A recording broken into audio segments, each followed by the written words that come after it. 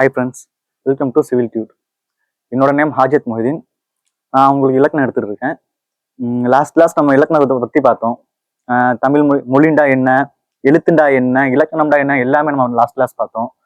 தமிழ் மொழியோட இலக்கணம் எத்தனை வகைப்படும் பார்த்தோம், எல்லாமே பார்த்தோம். இப்போ நம்ம இந்த கிளாஸ் நம்ம என்ன பார்க்க போறோம்னா, ஒரு டாபிக் எடுத்து அந்த டாபிக்ல ப்ரீவியஸா லாஸ்டா என்னென்ன கொஸ்டின் கேட்டிருக்காங்க அப்படிங்கிறத நம்ம பார்க்க போறோம். ஃபார் எக்ஸாம்பிள், இன்னைக்கு வந்து நம்ம எழுத்து இலக்கணம் பார்க்க போறோம். ஓகேவா? எழுத்து இலக்கணம் எடுத்து அதுல நம்ம ப்ரீவியஸா என்னென்ன கொஸ்டின் கேட்டிருக்காங்க, அந்த எழுத்து இலக்கணத்துல எந்த டாபிக் இம்பார்ட்டன்ஸ் கொடுத்து கொஸ்டின் கேட்டிருக்காங்க அப்படின்னு பார்க்க போறோம். ஏன் நம்ம இப்படி பார்க்க போறோம்டா, ஏன்டா இப்படி பார்த்தாதான் நம்மளுக்கு தெரியும். சரி, ஓகே, இப்படி எல்லாம் கொஸ்டின் கேட்கறாங்க. இப்ப எழுத்து இலக்கணம் இருக்கு, சார்பெழுத்துக்கு இம்பார்ட்டன்ஸ் கொடுத்து கொஸ்டின் கேட்கறாங்க. முதலெழுத்தை கம்பேர் பண்ணும்போது சார்பெழுத்துக்கு இம்பார்ட்டன்ஸ் கொடுக்குறாங்க அப்படின்னு நம்மளுக்கு தெரியும். ஏன்னா இப்ப சார்பெழுத்துல 10 வகை இருக்கு. அந்த 10 வகையில குற்றியல் வரதுக்கு இம்பார்ட்டன்ஸ் கொடுக்குறாங்க, அளபடிக்கு இம்பார்ட்டன்ஸ் கொடுக்குறாங்க அப்படின்னு நம்மளுக்கு தெரியும். அப்படி தெரிஞ்சா நம்மளுக்கு படிக்கிறதுக்கு கொஞ்சம் ஈஸியா இருக்கு. ஓகேவா? இப்ப நம்ம கிளாஸ்க்குள்ள போலாமா? ஓகே ஃப்ரெண்ட்ஸ், நம்ம கிளாஸ்க்குள்ள போறதுக்கு முன்னாடி லாஸ்ட் கிளாஸ் பார்த்து நம்ம பேசிக்கா ஒரு இன்ட்ரோ கொடுத்துட்டு நம்ம கிளாஸ் போவோம். ஓகேவா? இன்னைக்கு நம்ம பார்க்க போற டாபிக் தமிழ் இலக்கணம். ஓகேவா? ஃபர்ஸ்ட் ஆஃப் ஆல், இலக்கணம்டா என்ன? நாம் பேசுகின்ற மொழியை முறையாகவும் முழுமையாகவும் பேசுவதற்கும் எழுதுவதற்கும் துணை செய்வதே இலக்கணம். ஓகேவா? ஏன்னா நான் போன கிளாஸ் உங்களுக்கு ஃபுல் எக்ஸ்பிளனேஷன் கொடுத்துருந்தேன். இலக்கணம்டா என்ன, எழுத்துண்டா என்ன, மொழிண்டா என்ன, எல்லாமே லாஸ்ட் கிளாஸ் கொடுத்துருந்தேன். நீங்க அந்த லாஸ்ட் கிளாஸ் வீடியோ பார்க்காதவங்க அந்த வீடியோ பார்த்துட்டு வந்து இந்த கிளாஸ் அட்டன் பண்ணீங்கன்னா உங்களுக்கு ஈஸியா இருக்கும், உங்களுக்கு புரியும். சரி, ஓகே ஃப்ரெண்ட்ஸ், நம்ம கிளாஸ் ஸ்டார்ட் பண்ணலாம். ஓகே, இலக்கணம். ஃபர்ஸ்ட் ஆஃப் ஆல், இலக்கணம்டா என்ன? ஒரு மொழியை எவ்வாறு பேசவும் எழுதவும் வேண்டும் என்பதை வரையறை செய்வதே இலக்கணம். ஓகேவா? நான் சொன்னத, ஒரு மொழியை எவ்வாறு பேசவும் எழுதவும் வேண்டும் என்பதை வரையறை செய்வதே இலக்கணம். அடுத்து, நாம் பேசும் மொழியையும் எழுதும் மொழியையும் முறையாக புரிந்து கொள்வதற்கு இலக்கணம் தேவை. நான் லாஸ்ட் கிளாஸே சொன்னேன், ஒரு இலக்கணம் இருந்தாதான் ஒரு மொழி முழுமையடையும். ஒரு இலக்கணம் இல்லாட்டா ஒரு மொழி முழுமையடைய முடியாது. எக்ஸாம்பிள் சொல்லி நான் சொன்னேன், நாளை நான் சாப்பிட்டேன் அப்படி சொன்னா ரைட்டா இருக்குமா? தப்பு. அப்ப நம்ம என்ன சொல்லுவோன்னு, நாளை நான் சாப்பிடுவேன்னு சொல்லணும். அது நம்மளுக்கு எப்படி தெரியுது? அதுதான் இலக்கணம். இந்த இலக்கணத்தை வச்சுதான் நம்ம பேசுறது சரி தவறுன்னு நம்மளால ஐடென்டிஃபை பண்ண முடியுது. ஓகேவா? அடுத்த பாயிண்ட் பாருங்க. மொழியின் சிறப்பினை அறியவும் இலக்கணம் துணை செய்யும். ஆமா ஃப்ரெண்ட்ஸ், இப்போ ஒரு தமிழ் மொழி இருக்கு, தமிழ் மொழியோட சிறப்பினை அறியவும் நம்மளுக்கு இலக்கணம் துணை செய்யும். ஏன்னா இலக்கணம் இருந்தாதான் அந்த மொழி வந்து பல காலம் நீடிச்சு நிற்கும். இலக்கணம் இல்லாத அந்த மொழி குறுகிய காலத்தில் அழிந்து விடும். இப்ப எத்தனையோ உலகம் தோன்றியதுல இருந்து இப்போ வரைக்கும் எத்தனையோ மொழிகள் இருந்திருக்கு. ஆனா அதுல மிக பழமையான மொழியில தமிழ் மொழி ஒண்ணு. ஆனா தமிழ் மொழி மாதிரி இன்னும் சில பழமையான மொழிகள்லாம் இருந்துச்சு. ஆனா இப்ப அதெல்லாம் இல்ல, அழிஞ்சிருச்சு. காரணம் என்ன? அந்த மொழிகளுக்குன்னா முறையான இலக்கணம் இல்ல. அந்த இலக்கணம் இருந்திருந்தா அந்த மொழிகள் நீடிச்சு நின்றுருக்கு. ஆனா நம்ம தமிழ் மொழி இத்தனை காலத்துக்கு அப்புறமும் நீடிச்சு நிற்கிறதுக்கு காரணம் என்ன? தமிழ் மொழிக்கு உண்டான இலக்கணம் தான். இலக்கணம் இருக்கனாலதான் தமிழ் மொழி இத்தனை காலம் கடந்து நீடிச்சு நிற்குது. ஓகேவா? புரியுதா ஃப்ரெண்ட்ஸ்?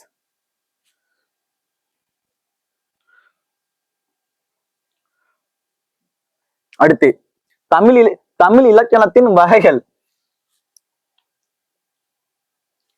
நான் லாஸ்ட் கிளாஸே சொன்னேன், தமிழ் இலக்கணம் கேட்டாலும் ஒண்ணுதான், பைந்தமிழ் இலக்கணம் கேட்டாலும் ஒண்ணுதான். எத்தனை வகை இருக்கு? 5 வகை.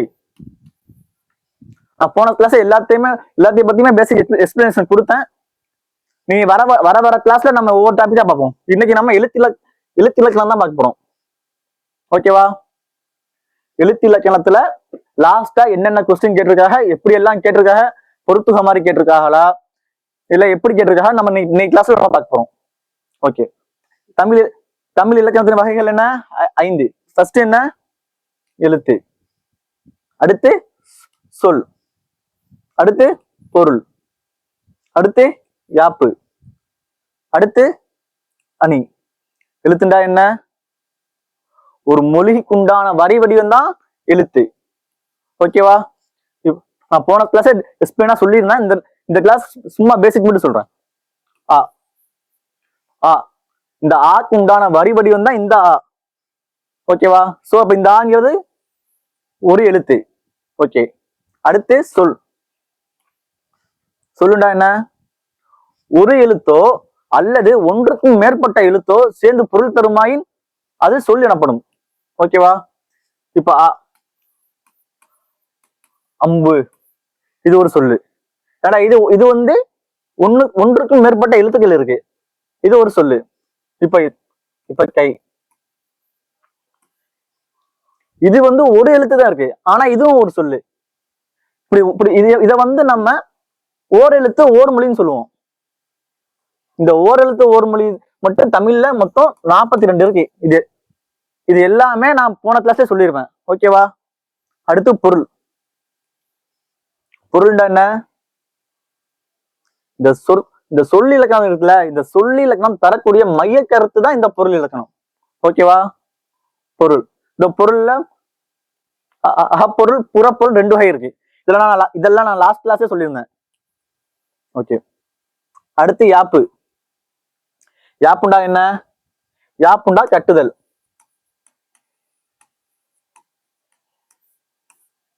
யாப்புண்டா என்ன? யாப்புண்டா கட்டுதல்.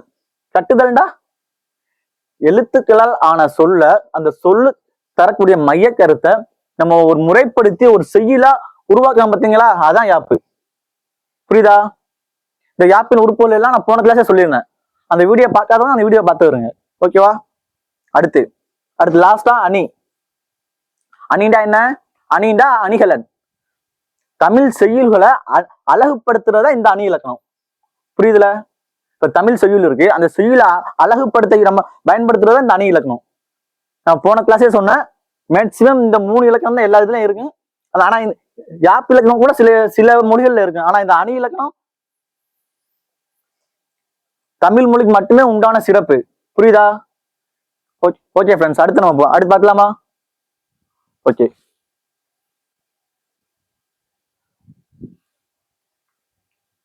அடுத்து நான் இந்த கிளாஸ் என்ன சொன்னேன், ஸ்டார்டிங் சொன்னா எழுத்து இலக்கணத்துல எடுத்துக்கிட்டு அது உண்டான ப்ரீவியஸா என்னென்ன கொஸ்டின் கேட்டிருக்காங்களோ அதை மட்டும் நம்ம பார்ப்போம் அப்படின்னு சொன்னேன். இன்னைக்கு அந்த எழுத்து இலக்கணத்தை மட்டும் நம்ம பார்ப்போம். எழுத்துண்டா என்ன? ஒளி வடிவத்துக்கு உண்டான வடிவம் தான் வரி வடிவம் தான் எழுத்து. ஓகேவா? ஒளி வடிவத்துக்கு உண்டான வரி வடிவம் தான் எழுத்து. இதுதான் சிம்பிளா நம்ம அண்டர்ஸ்டாண்ட் பண்ணிக்கணும்டா. இப்ப நம்ம புக்ல கொடுத்துக்க டெஃபினிஷன் என்னன்னு பார்ப்போம். ஒளி வடிவமாக எழுப்பப்படுவதும் வரி வடிவமாக எழுதப்படுவதும் எழுத்து எனப்படுகிறது. ஒளி வடிவமாக எழுப்பப்படுவதும் வரி வடிவமாக எழுதப்படுவதும் எழுத்து எனப்படுகிறது. ஓகேவா? இது நம்ம புக்ல கொடுத்துக்க டெஃபினிஷன். அடுத்து எழுத்துக்கள் எத்தனை வகைப்படும்? நான் போன கிளாஸ் சொன்னேன், 2 வகைப்படும். என்னன்னா, முதல் எழுத்து, சார்பு எழுத்து. ஓகேவா? முதல் எழுத்து, சார்பு எழுத்து. முதல் எழுத்துல என்னென்ன இருக்கு? உயிரெழுத்து. அடுத்தது மெய் எழுத்து. ஓகே. முதல் எழுத்துல என்ன இருக்கு? உயிரெழுத்து, மெய் எழுத்து. சார்பு எழுத்து வந்து 10 வகைப்படும். ஓகேவா? சார்பு எழுத்து எத்தனை வகைப்படும்? 10 வகைப்படும்.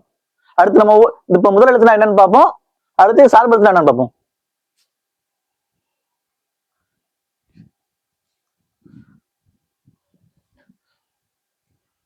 பாருங்க ஃப்ரெண்ட்ஸ், முதல் எழுத்து டெஃபினிஷன் பாருங்க.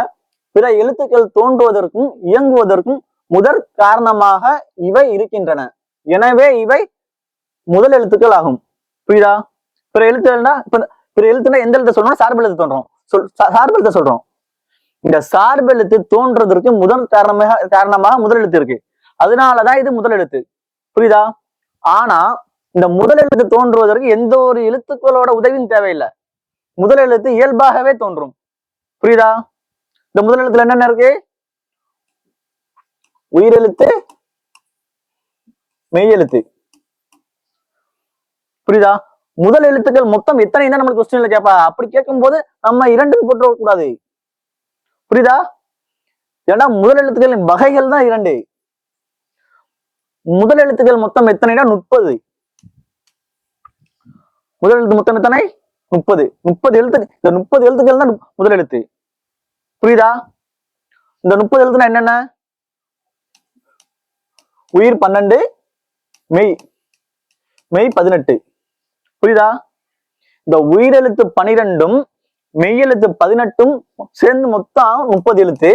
இந்த 30 எழுத்துன்னு தான் முதல் எழுத்து. புரியுதா?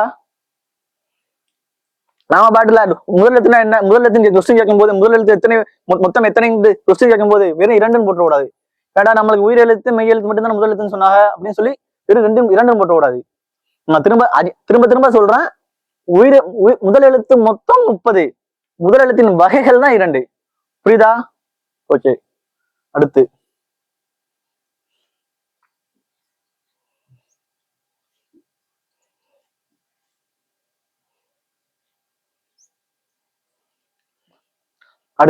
சார்பெழுத்து.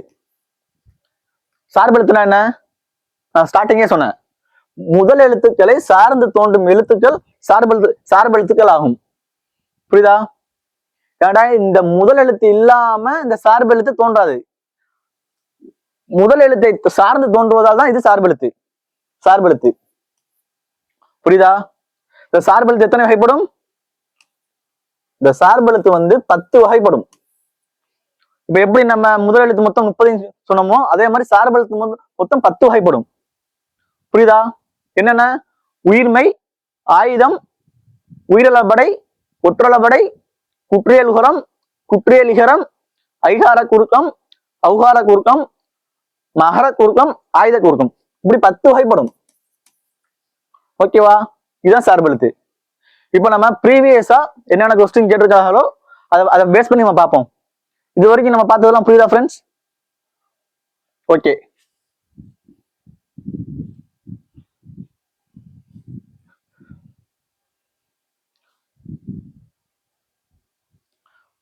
ஃபர்ஸ்ட் கொஸ்டின் பாருங்க.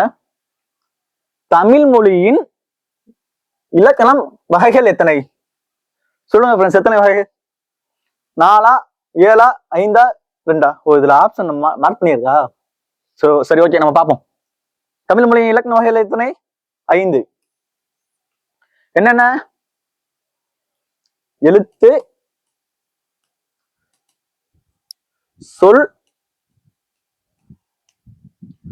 பொருள், யாப்பு, அணி. ஓகேவா? இது 5ம் தான் தமிழ் மொழியின் இலக்கணம் வகை. இன்னொரு கொஸ்டின் இருக்கு, தமிழ் மொழியின் இலக்கணம் வகைன்னு கேட்டாலும் ஒண்ணுதான், பைந்தமிழ் இலக்கணம் வகைன்னு கேட்டாலும் ஒண்ணுதான். ஏன்னா ரெண்டுமே ஒண்ணுதான். நான் ஃபர்ஸ்ட் கிளாஸே சொல்லியிருந்தேன், தமிழ் மொழியின் இலக்கண வகை எத்தனை கேட்டாலும் நம்ம 5 தான் போடணும், பைந்தமிழ் இலக்கண வகை எத்தனை கேட்டாலும் நம்ம 5 தான் போடணும். ஓகேவா? புரியுதா? அடுத்த கொஸ்டின் போயிடலாமா? சரி, ஓகே.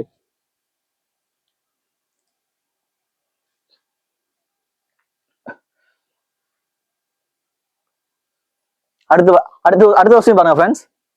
சார்பெழுத்து வகைக்கு பொருந்தாதது எதுன்னு கேட்டிருக்க.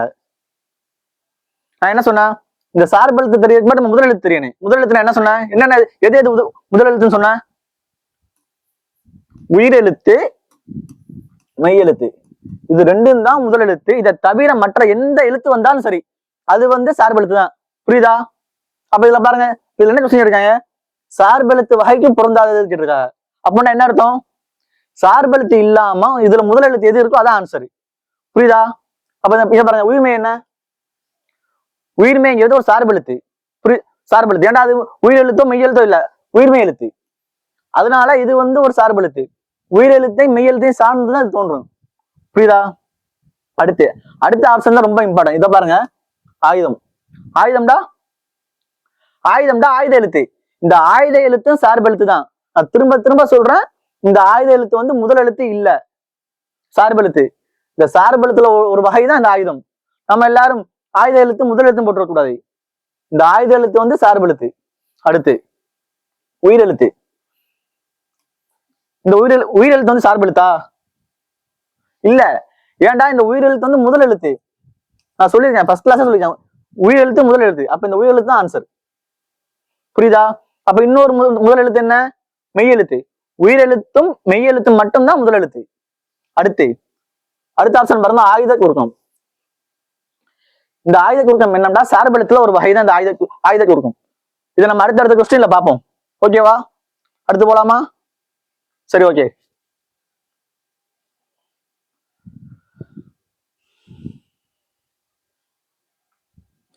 அடுத்த கொஸ்டின் பாருங்க ஃப்ரெண்ட்ஸ்.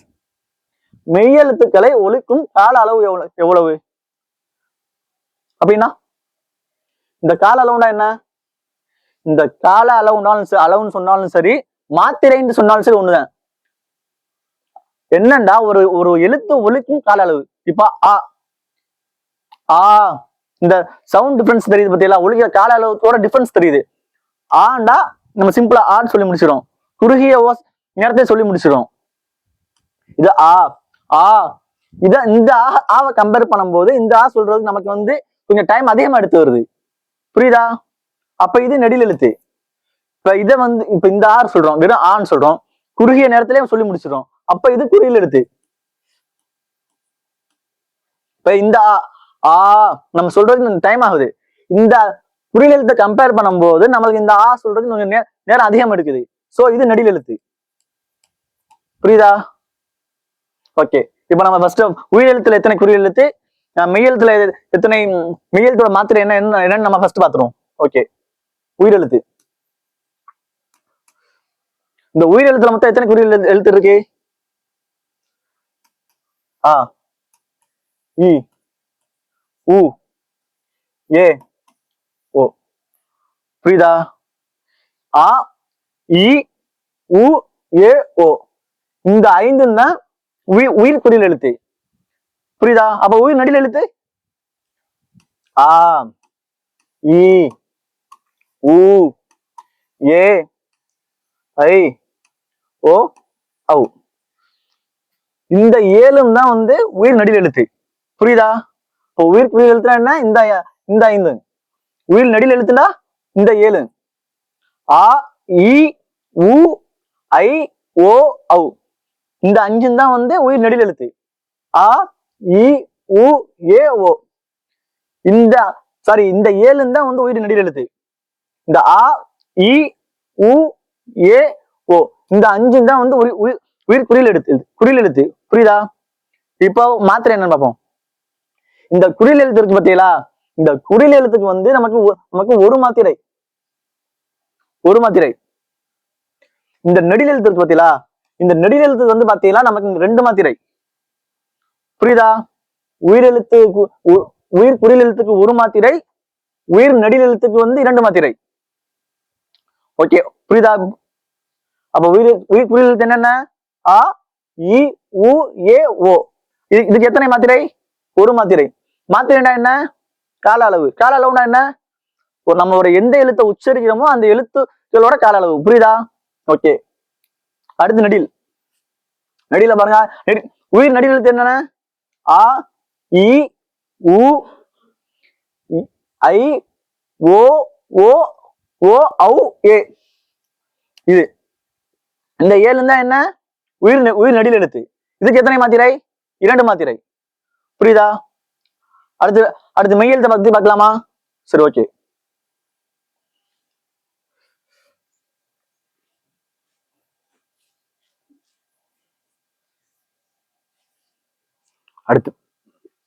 அடுத்து மெய்யெழுத்தோட மாத்திரை அளவு பார்க்கலாமா?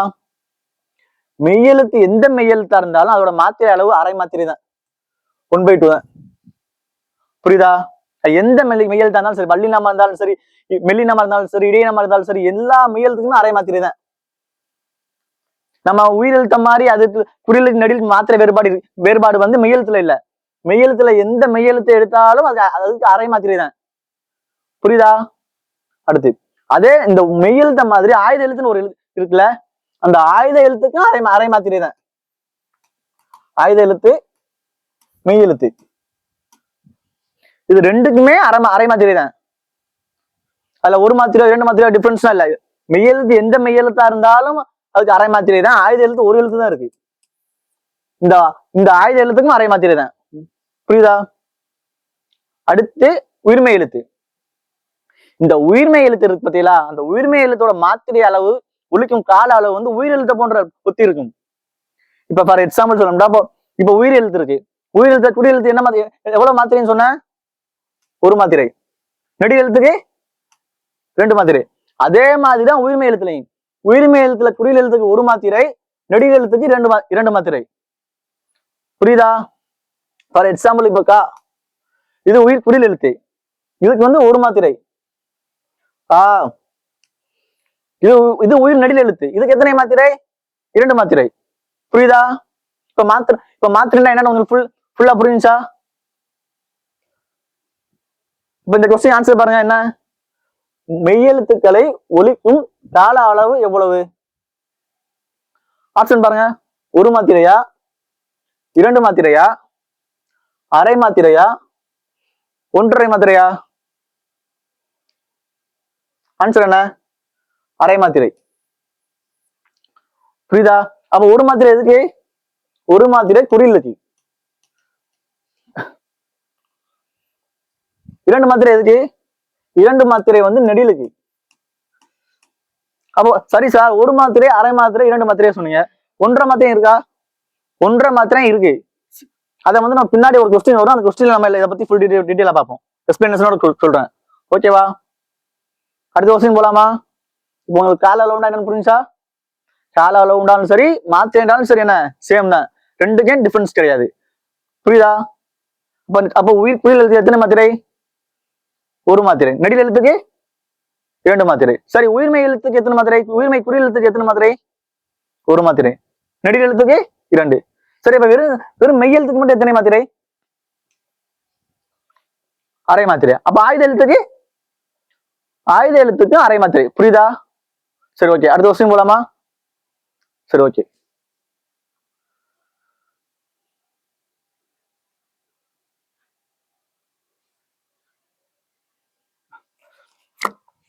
அடுத்த கொஸ்டின் பாருங்க. புறத்திணைகள் எத்தனை வகைப்படும்? இந்த புறத்திணை முதல்ல என்ன வகையான இலக்கணம் ஞாபகம் இருக்கா உங்களுக்கு? நான் ஃபர்ஸ்ட் கிளாஸ் சொன்னேன்ல, இப்ப கூட ஸ்டார்ட் பண்றது மாதிரி கூட சொன்னேன்.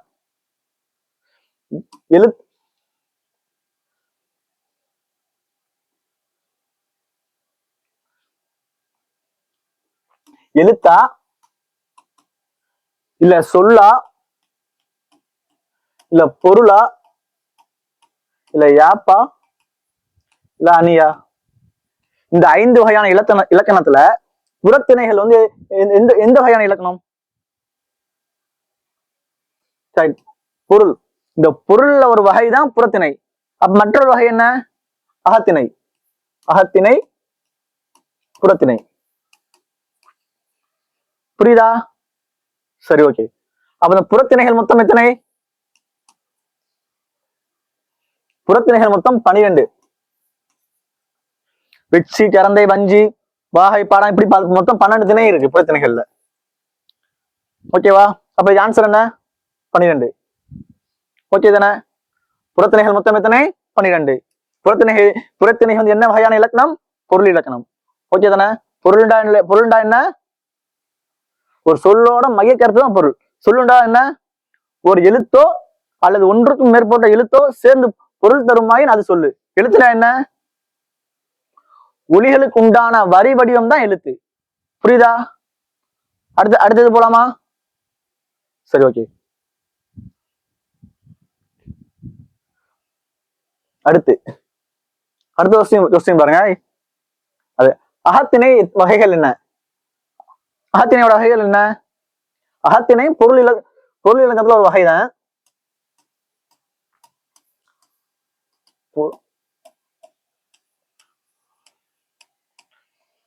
புரியுதா? அப்ப புறம் எத்தனை? 12.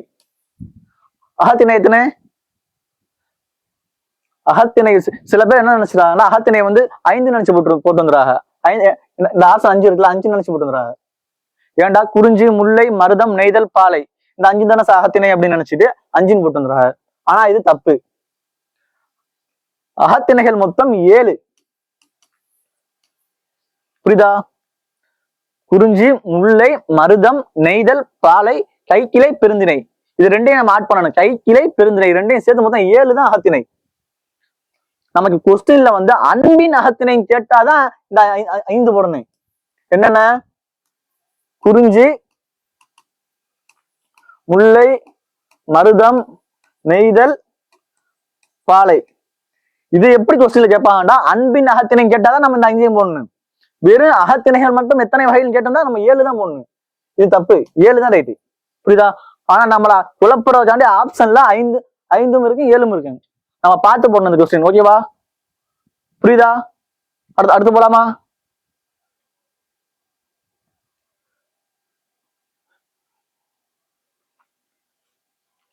அடுத்த கொஸ்டின் பாருங்க. இது கொஞ்சம் இம்பார்ட்டன்ட் கொஸ்டின் ஃப்ரெண்ட்ஸ். இது கொஞ்சம் நம்ம இது இம்பார்ட்டன்ட். கெடுப்பதுவும் இலக்கணம் குறிப்பு தேர்க. சொல்லிசை அளபடை, இன்னிசை அளபடை, இசை நிறை அளபடை, செய்யுளிசை அளபடை. ஓகேவா? ஃபர்ஸ்ட் ஆஃப் ஆல் இந்த நம்ம ஃபர்ஸ்ட் ஆஃப் ஆல் அளபடினா என்னன்னு தெரிஞ்சுக்கணும். அப்பதான் இந்த கொஸ்டின் நம்ம ஆன்சர் பண்ண முடியும். அளபடினா என்ன? அளபடினா நீண்டு ஒலித்தல். புரியுதா? இப்ப ஒரு எழுத்து இருக்கு. ஒரு எழுத்து வந்து தனக்குரிய மாத்திரை அளவோ அல்லது தனக்குரிய கால அளவிலிருந்து நீண்டு ஒலிக்குமானால் அது அளபடி எனப்படும். இதுதான் அளபடியோட டெஃபினேஷன். புரியுதா? ஒரு எழுத்து தனக்குரிய மாத்திரை அளவில் இருந்து நீண்டு ஒலிக்குமா அது அளபடி எனப்படும். இந்த நம்ம பேசும்போது இந்த அளபடியை வந்து இனிய உணர்வுக்காக ஓசைக்காக நம்ம பயன்படுத்துறோம். புரியுதா? ஃபார் எக்ஸாம்பிள் அம்மா, நம்ம யாரும் அம்மான்னு சொல்றது இல்ல. அம்மா அப்படி கொஞ்சம் நீட்டி தானே சொல்றோம். தம்பி, நம்ம யாரையா பார்த்து தம்பின்னு சொல்றோம். டே தம்பி அப்படி நம்ம இழுத்து தானே சொல்றோம். அதுதான் அளபடை. இது ஒரு அளபடை. அம்மா, தம்பி. நம்ம யாரும் இதை வெறும் அம்மான்னு இந்த மாதிரி சொல்றது இல்ல. அம்மா இழுத்து சொல்றோம். தம்பி நம்ம ஒரு உச்சரிக்கும் போது அது நம்மளுக்கே அந்த டிஃபரன்ஸ் தெரியும். இதுதான் அளபடை. அப்ப அளபடைண்டா என்ன? ஒரு எழுத்து தனக்குரிய மாத்திரை அளவிலிருந்து நீடித்து ஒலிக்குமாயின் அது அளபடை எனப்படும். சரி, ஓகே.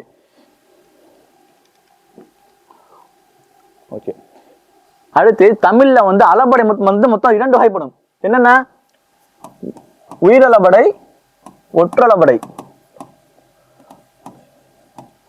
புரியுதா? உயிரளபடை, ஒற்றளபடை. நம்ம இப்ப இது உயிரளபடை பார்ப்போம். ஒற்றளபடை கொஸ்டின் வரும்போது நம்ம அதுக்கு டெஃபினேஷன் பார்ப்போம். ஓகேவா? உயிரளபடை. உயிரளபடைனா என்ன? நான் அளபடைண்டாலே சொல்லிட்டேன், நீடித்து ஒலிக்கிறது. அப்போ உயிரளபடைனா என்ன? உயிரெழுத்துக்கள் நீடித்து ஒலிக்கிறது உயிரளபடை. உயிரெழுத்துட்டா உயிரெழுத்து மொத்தம் 12 இருக்கு. 12 மணி நீடிச்சு ஒலிக்குமா? கிடையாது. அதுல அந்த நெடில் எழுத்து இருக்கு பத்தியெல்லாம் 7 எழுத்து. அந்த நெடில் எழுத்து மட்டும்தான் நீடிச்சு ஒலிக்கும்.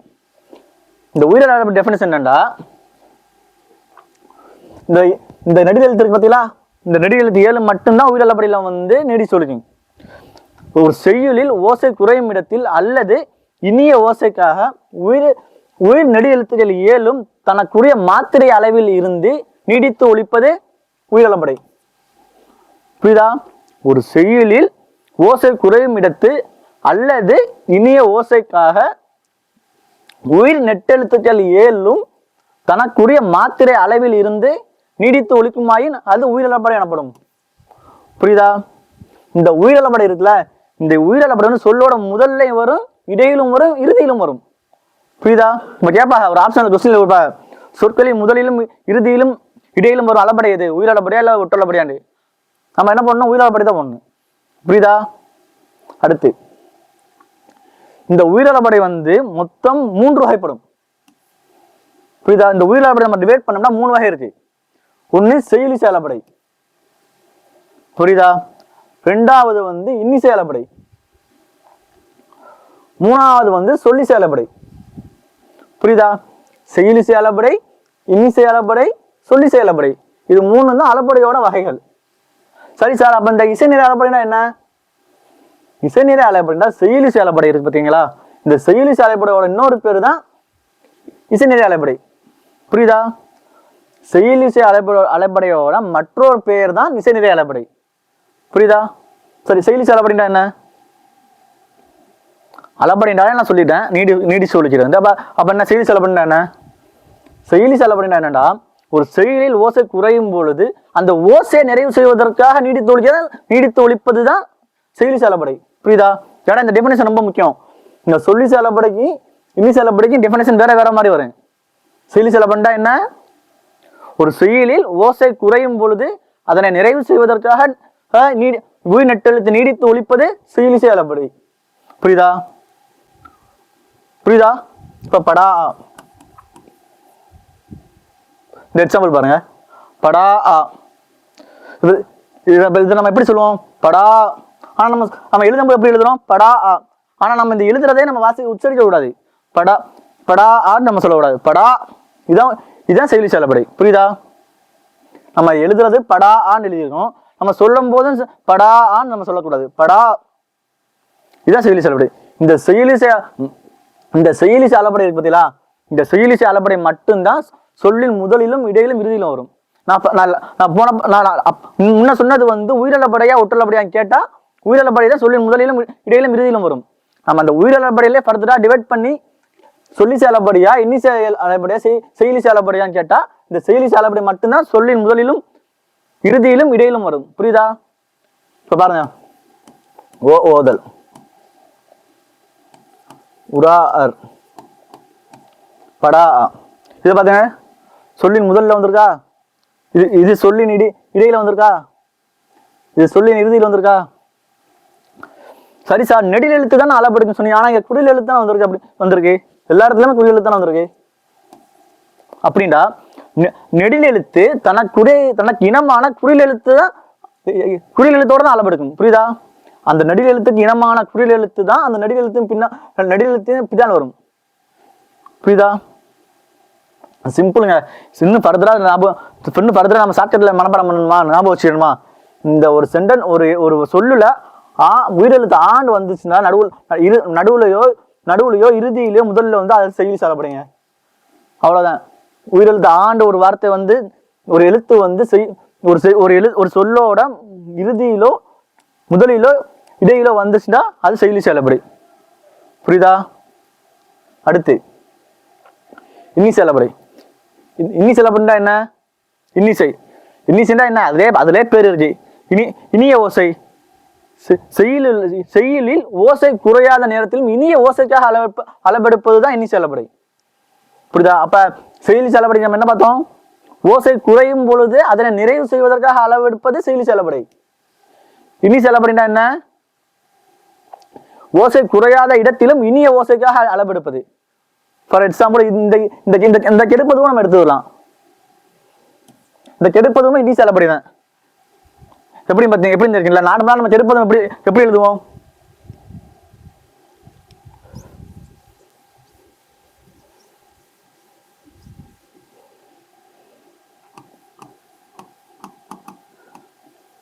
கெடுப்பதும் இதெல்லாம் நார்மல் கெடுப்பதும் ஸ்பெல்லிங்.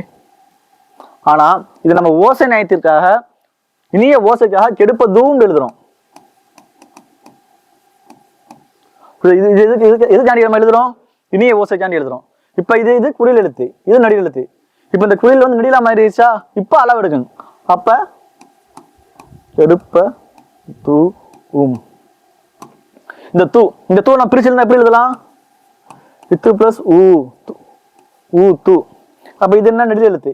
இந்த நெடில் எழுத்துக்கு இனமான குறில் எழுத்து எது? இந்த ஊ. புரியுதா? அப்ப இதுக்கு உண்டான டெஃபினிஷன் என்ன? செய்யுளில் ஓசை குறையாத இடத்திலும் இனிய ஓசைக்காக அளவெடுப்பது இன்னிசை அளபடை. இந்த இன்னிசை அளபடையில தான் குறில் நெடிலாக மாறி பின்னர் அளவெடுக்கும். புரியுதா? அடுத்தது போலாமா? அப்ப செயலி செயலப்படைனா என்ன? ஓசை குறையும் பொழுது அதனை நிறைவு செய்வதற்காக அளவெடுப்பது செயலி செயலப்படை. இன்னி செயலப்படைனா ஓசை குறையாத இடத்திலும் இனிய ஓசைக்காக அளவெடுப்பது இன்னி செயலப்படை. சிம்பிளுங்க. இதுல நான் சொன்னா செயலி ஆ வந்தா செயலி செயலப்படைன்னு சொன்னா, அதே மாதிரி இதுல ஊண்டு வந்தா இன்னி செயலப்படைங்க. பாத்தீங்களா? கெடுப்பது ஊம். இங்க வந்திருக்கா? ஊண்டு வந்தா இன்னி செயலப்படை. இந்த செயலி செயலப்படையில ஆண்டு வரலாம், ஒரு சில இடத்துல ஓண்டு வரலாம். இந்த ரெண்டு தான் வரும். இதை தாண்டி நம்மளுக்கு வேற எதுவும் வர வாய்ப்பு இல்லை. ஆ அல்லது ஓண்டு வந்தாலே நீங்க செயலி செயலப்படை கண்ணை மூடிட்டு போட்டுலாம். ஊண்டு வந்தாலே இன்னி செயலப்படை போட்டுலாம். புரியுதா? அடுத்தது போலாமா? அப்ப இசை நிறை அளபடைனா என்ன? செயலி அளபடையோட மற்றொரு பெயர் தான் இசை நிறை அளபடை. புரியுதா? அடுத்தது போலாமா? சொல்லி அளபடைனா என்னன்னு பார்க்கலாமா? சரி, ஓகே.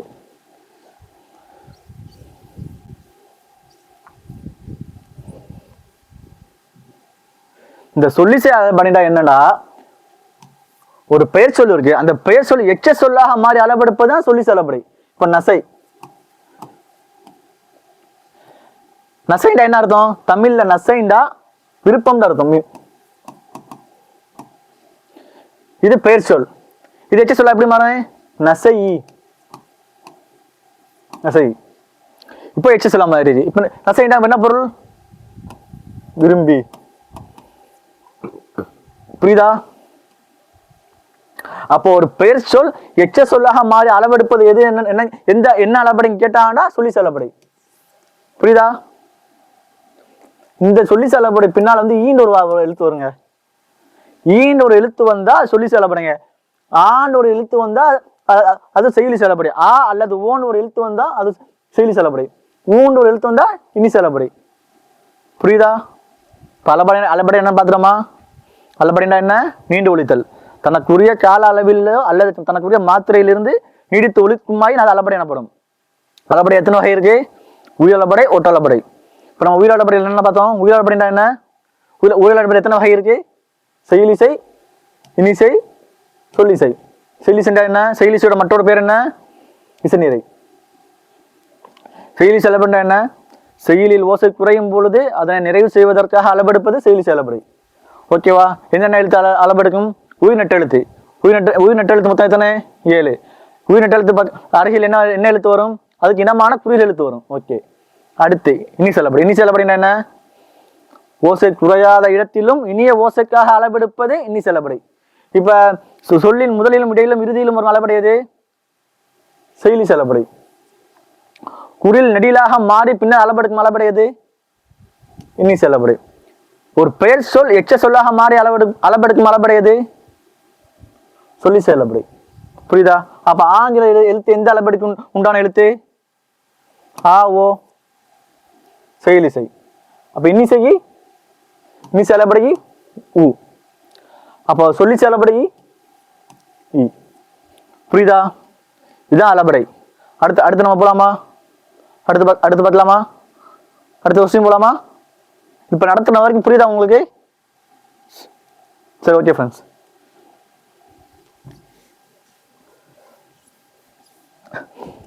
அடுத்த கொஸ்டின் பாருங்க. அடுத்த கொஸ்டின் இதுல இருக்கு. யாப்பு. யாப்பு என்றால் என்பது பொருள் என்ன? யாப்பு. யாப்புங்கிறது என்ன? தமிழ் இலக்கணத்தோட ஒரு வகை தான் யாப்பு. யாப்புடா என்ன? யாப்புடா என்ன பொருள் சொன்ன? அடித்தல், சிதைத்தல், கட்டுதல், துவைத்தல். என்ன? கட்டுதல். நான் ஃபர்ஸ்டே சொல்லியிருப்பேன். யாப்புடா என்ன? கட்டுதல். கட்டுதல்னா என்ன? எழுத்துக்களான சொல்ல அந்த சொல்லு தரக்கூடிய மைய கருத்துக்களை முறைப்படுத்தி ஒரு செயலா உருவாக்கணும். பார்த்தீங்களா? அதான் யாப்பு. யாப்புடா என்ன? கட்டுதல். அப்ப யாப்பின் உறுப்புகள் என்ன?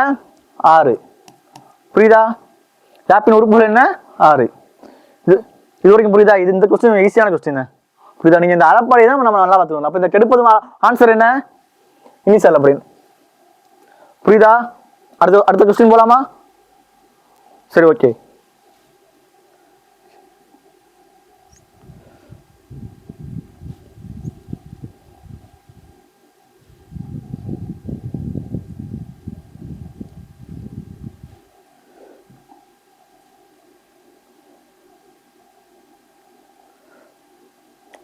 அடுத்த கொஸ்டின் பாருங்க. குற்றியல்குறம் அடிப்படையில் பொருந்தா சொல்லை கண்டறிக. ஃபர்ஸ்ட் ஆஃப் ஆல் நம்மளுக்கு குற்றியல்குறம்னா என்னன்னு தெரியணும். அது தெரிஞ்சாதான் நம்மளுக்கு இந்த கொஸ்டின் அட்டன் பண்ண முடியும். புரியுதா? குற்றியல்குறம்னா என்ன? குறுமை கூட்டல் இயல் கூட்டல் உகரம்.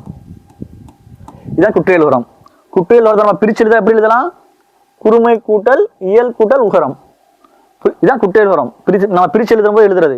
அப்ப குற்றியல்குறம்னா என்ன? இந்த குற்றியல்குறம்னா என்னன்னு நம்ம தெரிஞ்சுக்கிறதுக்கு முன்னாடி குற்றியல்குறத்தோட எழுத்துக்கள் என்னென்னு நம்ம தெரிஞ்சுக்கணும். புரியுதா?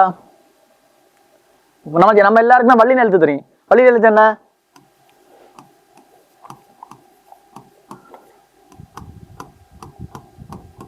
இந்த 6 எழுத்து தான் வல்லின எழுத்து. இது நம்ம எல்லாருக்குமே தெரியும். நம்ம சின்ன வயசுல படிச்சது வல்லின எழுத்து. நம்மளுக்கு உகர எழுத்து தெரியும். உகர எழுத்துனா என்ன? ஊ. இதுதான் ஊ.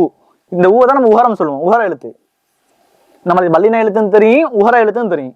இப்ப நம்ம குற்றியல் எழுத்துனா என்ன? இந்த வல்லின எழுத்தும் உகர எழுத்தும் புணரும் போது ஒரு எழுத்து பிறக்கும் பார்த்தீங்களா? இப்ப ஃபார் எக்ஸாம்பிள் சொல்லணும்டா, இக்கு கூட்டல் ஊ. அப்ப என்ன வரும்? கூ. இப்போ இக்கு கூட்டல் ஊ என்ன கூ. வல்லினம் எழுத்தும் உகர எழுத்தும் புணரும் போது பிறக்கும் எழுத்துக்கள் தான் குட்டேல் உகர எழுத்துக்கள். புரியுதா? அப்ப ஆறு மத்தது பாருங்க. அப்ப இக்கு என்ன வரும் கூ, இச்சுக்கு சு, அடுத்து டு து பு ரு. இந்த 6 எழுத்து இருக்கு பார்த்தீங்களா? கு சு டு து பு ரு. இந்த 6 எழுத்தும் தான் குட்டேல் உகர எழுத்து. புரியுதா? மற்ற எழுத்து வெள்ளினமோ இடையினமோ எழுத்தோ குட்டேல் உகர எழுத்துல வராது. வல்லின எழுத்தும் உகர எழுத்தும் புணரும் போது பிறக்கும் எழுத்துக்கள் குட்டேல் உகர எழுத்துக்கள். புரியுதா? அப்ப குட்டேல் உகர எழுத்துக்கு மொத்தம் எத்தனை? 6. வல்லின எழுத்துக்கு மொத்தம் எத்தனை? 6. புரியுதா? அடுத்து இப்ப குட்டேல் உகர எழுத்து சொல்லிட்டோம். அடுத்து குட்டேல் உகரம்டா என்ன? குட்டேல் உகரம்டா என்னடா, இந்த குட்டேல் உகர எழுத்து இருக்கு பார்த்தீங்களா? கு சு டு து பு ரு. இந்த 6 எழுத்தும் ஒரு சொல்லின் இறுதியில் வரும் பொழுது தனக்குரிய மாத்திரை அளவு, இந்த மாத்திரை என்ன? கால அளவு. அந்த கால அளவில் இருந்து குறைந்து ஒலிக்கும். அதுதான் குட்டேல் உகரம். புரியுதா? இப்ப என்னென்ன? கு சு டு து பு ரு. இந்த 6 எழுத்தும் ஒரு சொல்லின் இறுதியில் வரும் பொழுது தனக்குரிய மாத்திரை அளவில் இருந்து குறைந்து ஒலிப்பது என்னது? குட்டேல் உகரம். சரி சார், அப்ப இந்த 6 எழுத்து எந்த சொல்லின் இறுதியில் வந்தாலும் அப்படிதான் குறைந்து ஒலிக்குமா? அது கிடையாது. அந்த எழுத்து தனிக்குறில் எழுத்துக்கு அடுத்து வரக்கூடிய எழுத்தா இருக்கக்கூடாது. இப்ப தனிக்குறில் என்ன? இப்ப இது ஆ, இது தனிக்குறில். அடுத்து குட்டேல் உகர எழுத்துல ஏதாவது ஒரு எழுத்து போடுங்க. து, அது அதுன்னு ஒரு வார்த்தை இருக்கு. இது குட்டேல் உகரமா? இல்ல. ஏண்டா? இது தனிக்குறில். தனிக்குறியில அடுத்து குசுடுத்து எழுத்து வந்தாலும் அது குட்டேல் உகரம் இல்ல. தனிக்குறிலை தவிர தனி நெடிலோ அல்லது ஒன்றுக்கும் மேற்பட்ட நெடிலோ சேர்ந்து அந்த எழுத்துக்கு பின்னால் குட்டேல் உகர எழுத்து வந்தா அது குட்டேல் உகர சொல்லு. புரியுதா? அப்ப அவ தனிக்குறிலை தவிர வேறு எழுத்துக்களோட இறுதியில் குட்டேல் உகர எழுத்துக்கள் வந்தால் அது குட்டேல் உகர சொல்லி எனப்படும். புரியுதா? புரியுதா? இப்ப குட்டேல் உகர எழுத்துக்கள் என்னென்ன? கு சு டு து பு ரு. குசுடு. குட்டேல் உகரம் எப்படி பிரிச்சு எழுதலாம்? குறுமை கூட்டல் இயல் கூட்டல் உகரம். இது குட்டேல் உகரம். அப்ப குட்டேல் உகர எழுத்துக்கள் மொத்தம் 6. குட்டேல் உகரம்டா என்ன? தனிக்குறில் அல்லாது பிற சொற்களில் இறுதியில் குட்டேல் உகர எழுத்துக்கள் வந்தால் அந்த சொல் தனக்குரிய மாத்திரையில் இருந்து குறைந்து ஒலிக்கும். இவ்வாறு குறைந்து ஒலிப்பது குட்டேல் உகரம் எனப்படும். புரியுதா? இந்த குட்டேல் உகரத்துல மொத்தம் 6 வகை இருக்கு. ஒவ்வொன்றா நம்ம பார்க்கலாம்.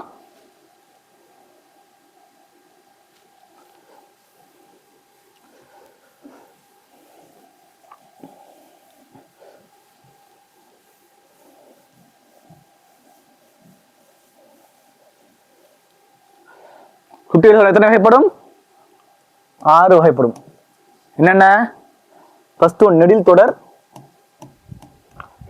இரண்டாவது ஆயுதத் தொடர், வன் தொடர், அடுத்து மென் தொடர், இடைத்தொடர், உயிர் தொடர். நெடில் தொடர், ஆயுதத் தொடர், வன் தொடர், மென் தொடர், இடைத்தொடர், உயிர் தொடர். இந்த வன் மென் இடைனா என்ன? வன்னுடா வல்லினம், மென்னுடா மெல்லினம், இடையிடா இடையினம். புரியுதா? சரி, இப்ப நம்ம ஃபர்ஸ்ட் பார்ப்போம் நெடில் எழுத்து. நெடில் தொடர் பார்ப்போம். ஃபர்ஸ்ட் நெடில் தொடர் என்ன? தனி நெடிலே அடுத்து ஒரு குட்டேல் உகர சொல் வந்தால் அது நெடில் தொடர் குட்டேல் உகரம் ஆகும். ஃபார் எக்ஸாம்பிள் சொல்லணும்னா நாடு, நா. இந்த நா தனி நெடில். இந்த தனி நெடில் அடுத்து ஒரு குட்டேல் உகர சொல் இது நெடில் தொடர் குட்டேல் உகரம் ஆகும். இப்போ நீங்களே சொல்லி பாருங்களேன். நம்ம எல்லாரும் நாடு அப்படிதான் சொல்றோம். நாடு நம்ம சொல்லும் போது நம்மளுக்கே தெரியும் இந்த டூவை நம்ம முழுமையா உச்சரிக்க மாட்டோம். ஏன்டா அதோட வார்த்தை அதோட ஒழுக்கும் கால அளவுல நம்மளுக்கு வித்தியாசம் தெரியும். ஏன்னா நம்ம எல்லாருமே நாடு அப்படின்னு சொல்றோம்ல, நாடுன்னு தான் சொல்றோம். ஸோ இது நெடில் தொடர் குட்டேல் உகரம். ஏன்னா தனி நெடிலே அடுத்து குட்டேல் உகர சொல் வந்தால் அது நெடில் தொடர் குட்டேல் உகரம். குட்டேல் உகரம்டா என்ன? ஒரு சொல்லின் தனிக்குரிய அல்லாத ஒரு சொல்லின் இறுதியில் குசுடு துபுறு எழுத்துக்கள் வந்தால் அது தனக்குரிய மாத்திரை அளவில் இருந்து குறைந்து ஒலிக்கும். இது குட்டேல் உகரம். புரியுதா? அப்ப எத்தனை வகை இருக்கு? 6 வகை இருக்கு. என்னென்ன? நெடில், ஆயுதம், வன், மென், இடை, உயிர். புரியுதா? அப்ப நெடில் தொடர்னா என்ன? தனி நெடிலே அடுத்து வரும் குட்டேல் உகர சொல், தனி நெடிலே அடுத்து வரும் குட்டேல் உகர எழுத்து உடைய சொல் நெடில் தொடர் குட்டேல் உகரம் எனப்படும். புரியுதா? அடுத்த வருஷம் போடலாமா? அடுத்த எக்ஸாம்பிள் பார்த்தோம்னா நாடு, பாடு, ஓடு. இது ஒடு இல்ல ஓடு. இந்த புரியுதா? அடுத்து ஆயுதத்தோட குட்டியல் என்ன? ஆயுதத்தோட சிம்பிள். ஆயுத எழுத்துக்கு அடுத்து வரக்கூடிய குட்டியல் எழுத்துக்களுடைய சொல் ஆயுதத்தோட குட்டியல் எனப்படும். சிம்பிளா சொன்னா ஒரு குட்டியல் எழுத்து இருக்குங்க, அதுக்கு முன்னாடி எழுத்து ஆயுத எழுத்தா இருந்துச்சுன்னா அது ஆயுதத்தோட குட்டியல் வருங்க. ஒரு குட்டியல் இருக்குங்க, அதுக்கு முன்னாடி உள்ள எழுத்து தனி நடிலா இருந்தா அது நெடிலத்தோட குட்டியல் வருங்க. அவ்வளவுதான். இப்ப இது நான் இதுக்கு எக்ஸாம்பிள் பாருங்க. அத்து. இதுலயே பாருங்க காசு. இதெல்லாம் என்ன? ஆயுதத்தோட குட்டியல் உண்டான எடுத்துக்காட்டு. அடுத்து வன்தொடர். வன்தொடர்னா என்ன? வல்லினம். ஒரு குற்றியல் எழுத்துக்கு முன்னால் எழுத்து வல்லின எழுத்தாக இருந்தா அது வன்தொடர் குற்றியல் எனப்படும். புரியுதா? அடுத்து எக்ஸாம்பிள் பாருங்க. பத்து, பட்டு. இந்த இத்து இட்டுனா என்ன? வல்லின எழுத்து. இந்த வல்லின எழுத்துக்கு அடுத்து என்ன இருக்கு? குற்றியல் எழுத்து இருக்கு. இந்த குற்றியல் எழுத்துக்கு முன்ன என்ன இருக்கு? வல்லின எழுத்து. இந்த குற்றியல் முன்ன வல்லின எழுத்து இருப்பதால் இது வன்தொடர் குற்றியல் எனப்படும். புரியுதா? அடுத்து மென்தொடர் குற்றியல். மென்தொடர் குற்றியல் என்ன? ஒரு குற்றியல் எழுத்துக்கு முன்னால் எழுத்து வில்லின எழுத்தாக இருக்குமாயின் அது மென்தொடர் குற்றியல் எனப்படும். எக்ஸாம்பிள் பாருங்க. பங்கு, பஞ்சு. இது என்ன? இது என்ன எழுத்து? குற்றியல் எழுத்து. அதுக்கு முன்னாடி உள்ள எழுத்து என்ன எழுத்து? மெல்லின எழுத்து. அப்ப இது என்ன வகையான குற்றியல் உரம்? மென்தொடர் குற்றியல் உரம். புரியுதா? அடுத்து இடைத்தொடர் குற்றியல் உரம். இடைத்தொடர் குற்றியல் உரம்டா என்ன? ஒரு குற்றியல் எழுத்துக்கு முன்னால் எழுத்து இடையின எழுத்தாக இருக்குமாயின் அது இடைத்தொடர் குற்றியல் உரம் எனப்படும். எக்ஸாம்பிள் பாருங்க. சார்பு. சார்பு என்ன? சார்பு. பூ என்ன? குற்றியல் உர எழுத்து. இந்த இரு என்ன? இடையின எழுத்து. அப்ப குற்றியல் உரத்துக்கு முன்னால் உள்ள எழுத்து இடையின எழுத்தாக இருக்குமாயின் அது என்ன வகையான குற்றியல் உரம்? இடையின குற்றியல் உரம் எனப்படும். புரியுதா? அடுத்த எக்ஸாம்பிள் பாருங்க. மார்பு. இப்போ பூ என்ன? இடையின எழுத்து. இரு என்ன? சாரி, பூ என்ன? குற்றியல் எழுத்து. இரு என்ன? இடையின எழுத்து. அப்ப இது என்ன வகையான குற்றியல் உரம்? இடையின குற்றியல் உரம். இந்த இடையின குற்றியல் உரத்தை சில இது இருக்கு. ஏன்டா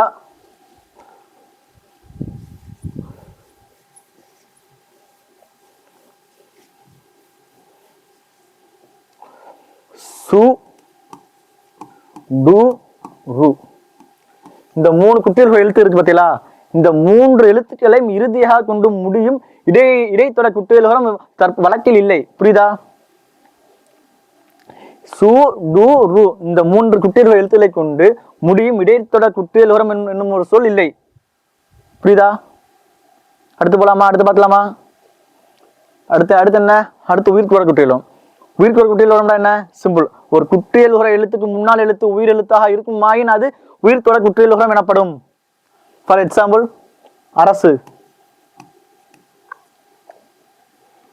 என்ன சார் இங்க உயிர் எழுத்து தானே இருக்குன்னு சொன்னீங்க, ஆனா இங்க இருக்க உயிர்மை எழுத்து தானே இருக்கு.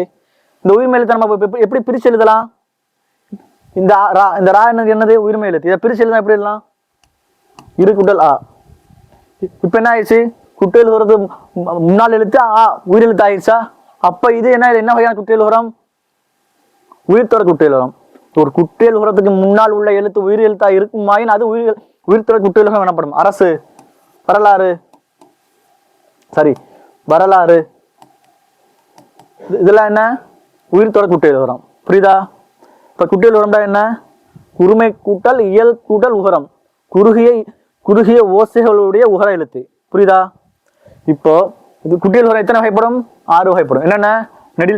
நெடில் தொடர், ஆயுதத்தொடர், வன்தொடர், மென்தொடர், இடைத்தொடர், உயிர்த்தொடர். நெடில் தொடர்னா என்ன? ஒரு குற்றியல் எழுத்துக்கு முன்னால் எழுத்து தனி நெடிலாக இருக்குமாயின் அது நெடில் தொடர் குற்றியல் எனப்படும். அப்ப ஆயுதத்தொடர்னா ஒரு குற்றியல் எழுத்துக்கு முன்னால் எழுத்து ஆயுத எழுத்தாக இருக்குமாயின் அது ஆயுதத்தொடர் குற்றியல் எனப்படும். வன்தொடர்னா ஒரு குற்றியல் எழுத்துக்கு முன்னால் எழுத்து வல்லின எழுத்தாக இருக்குமாயின் அது வன்தொடர் குற்றியல் எனப்படும். இடைத்தொடர்ந்தா ஒரு குற்றியல் எழுத்துக்கு முன்னால் எழுத்து இடையின எழுத்தாக இருக்குமாயின் அது இடைத்தொடர் குற்றியல் எனப்படும். அப்ப மென் தொடர்ந்தா ஒரு குற்றியல் எழுத்துக்கு முன்னால் எழுத்து மெய்யல்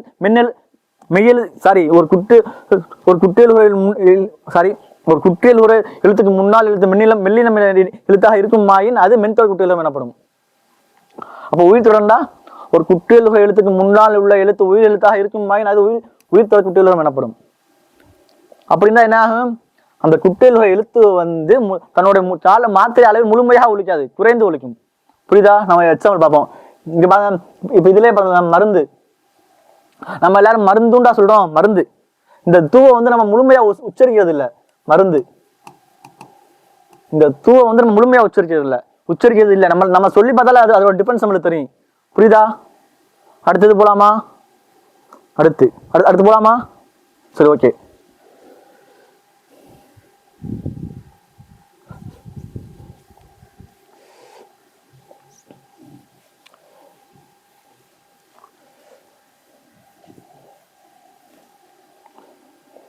இந்த சொல்ல பாருங்க, இந்த கொஸ்டின் பாருங்க. குற்றியல் உரம் அடிப்படையில் பொருந்தாத சொல்லை கண்டறிய. என்ன சொன்ன? இதை பாருங்க, ஃபர்ஸ்ட் ஆப்ஷன் பாருங்க. பூங்கிறது என்ன? குற்றியல் உர எழுத்து. அது முன்னால் உள்ள எழுத்த பாருங்க. இது என்ன எழுத்து? இடையின எழுத்து. அப்ப இது குற்றியல் உரம் தான். அடுத்து பாருங்க, இந்த ஆப்ஷன் பாருங்க, ககுசு. இதை பாருங்க, சூக்கு முன்னால் உள்ள எழுத்து என்ன எழுத்து? ஆயுத எழுத்து. அப்ப இதுவும் குற்றியல் உரம் தான். இதை பாருங்க, இதுவும் குற்றியல் உரம் தான். அப்ப இந்த எழுத்த பாருங்க, சு. இந்த சூங்கிறது வந்து குற்றியல் எழுத்து தான். ஆனா நான் என்ன சொல்லியிருக்கேன்? தனி குறியலாக இருக்குமாயின் அது குற்றியல் உர வகையில் வராது. புரியுதா?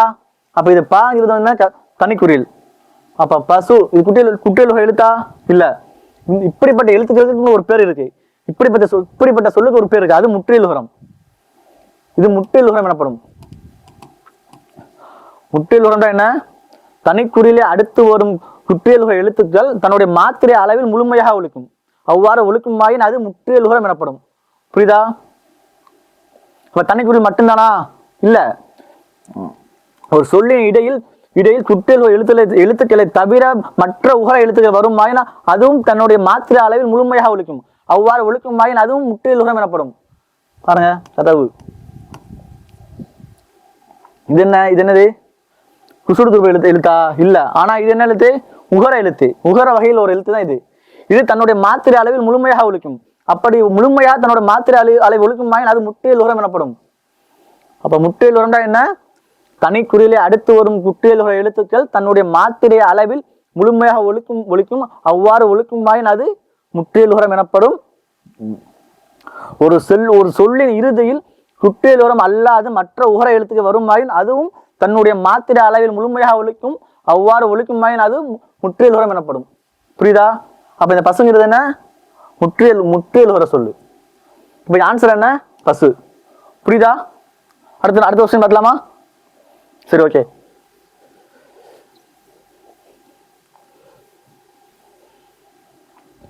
அடுத்த கொஸ்டின் பாருங்க. அதான் பின்வரும் சொற்களில் குற்றியல் உரம் அல்லாத சொல்லை கண்டறிக.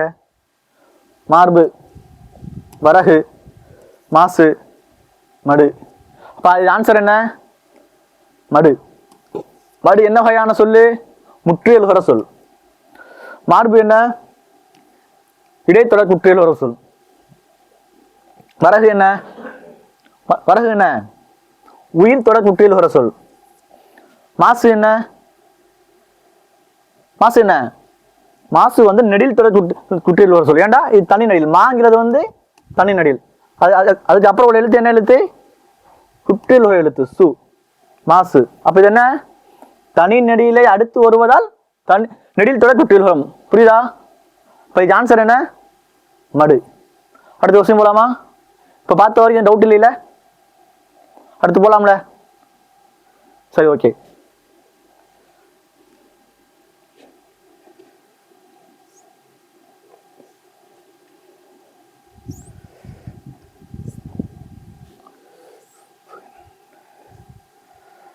அடுத்து பாருங்க, முற்றியல் உரம். முற்றியல் உரம் நான் என்ன சொல்லியிருந்தேன்? முற்றியல் உரம் சொல்லி எழுத.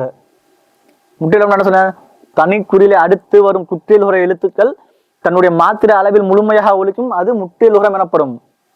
அடுத்த டெஃபினிஷன் என்ன சொல்லியிருந்தேன்? ஒரு சொல்லின் இறுதியில் குற்றியல் உகர எழுத்துக்களை தவிர மற்ற உகர எழுத்துக்கள் வருமாயின் அதுவும் தன்னுடைய மாத்திரை அளவில் முழுமையாக ஒழிக்கும். அப்படி அவ்வாறு அது முழுமையாக ஒழிக்குமாயின் அது என்ன என்ன என்ன எனப்படும்? முற்றிலுகரம் எனப்படும். புரியுதா? சிம்பிளுங்க. ஒரு ஒரு உகர எழுத்து இறுதியில வந்து அது தன்னோட மாத்திரை அளவுல முழுமையா ஒழிச்சுச்சுன்னா அது அது முற்றிலுகரங்க. அது தன்னோட மாத்திரை அளவுல குறைந்தது ஒழிச்சா அது முற்றிலுகரங்க. அவ்வளவுதான். அப்ப இது ஆன்சர் என்ன? கதவு. கதவு. புரியுதா? அப்ப இது என்ன மாடு? என்ன குற்றியல் வரும்? என்ன என்ன வகையான குற்றியல் வரும்? தனி நடில். தனி நடில் அடுத்து குற்றியல் வரும். அப்ப நடித்தோட குற்றியல் வரும். அப்ப மூக்கு என்ன? பள்ளின எழுத்து. பள்ளி எழுத்து அடுத்து குற்றியல் வர சொல்லும். அப்ப இது வன்தோட குற்றியல் வரும். மார்பு என்ன? மார்பு நம்ம போன எக்ஸாம்பிளே பார்த்தோம். இடைத்தோட குற்றியல் வரும். அடுத்த கொஸ்டின் போலாமா? புரியுதா? முற்றியல் வரும் என்னன்னு புரியுதா? அடுத்து குற்றியல் லிகரம் ஒன்று இருக்கு. அது அடுத்த கொஸ்டின் வரும்போது நம்ம பார்த்து வரலாம். ஓகேவா?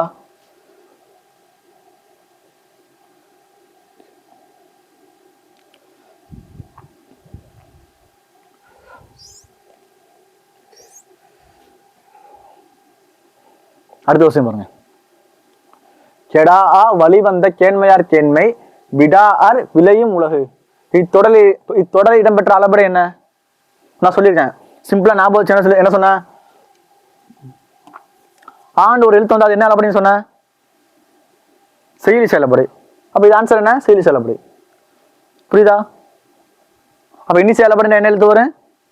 ஊ. இன்னி சொல்லி செயலப்படிண்டா இ.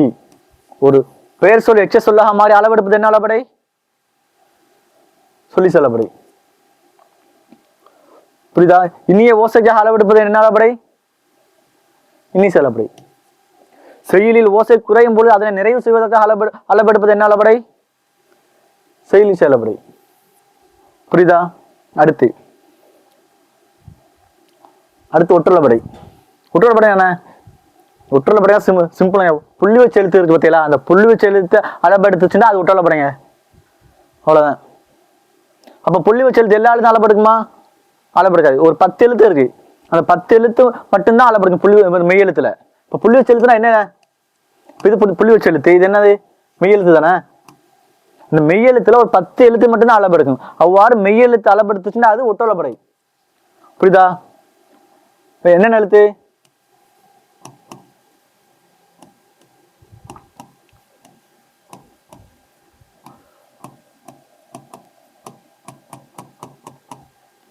இந்த 10 எழுத்து பார்த்தீங்களா? இந்த 10 எழுத்து மட்டும்தான் மெய்யெழுத்துல அளபெடுக்கும். புள்ளி வச்ச எழுத்து மெய்யெழுத்துல இந்த 10 எழுத்து மட்டும்தான் அளபெடுக்கும். ஈஸியா நம்ம ஞாபகம் வச்சிடலாம். ஷார்ட்கட் இருக்கு. இதுவரைக்கும் தெரியும் நமக்கு. ஏன்னா நம்மளுக்கு தெரியும். இதை ஷார்ட்கட்டா வயல் ஞாபகம் வச்சுருங்க. ஷார்ட்டா வா யா இல் இல் வயல். வயல் நம்ம எஸ்டா இல்லு போறோம், டபுள் இல் போறோம்.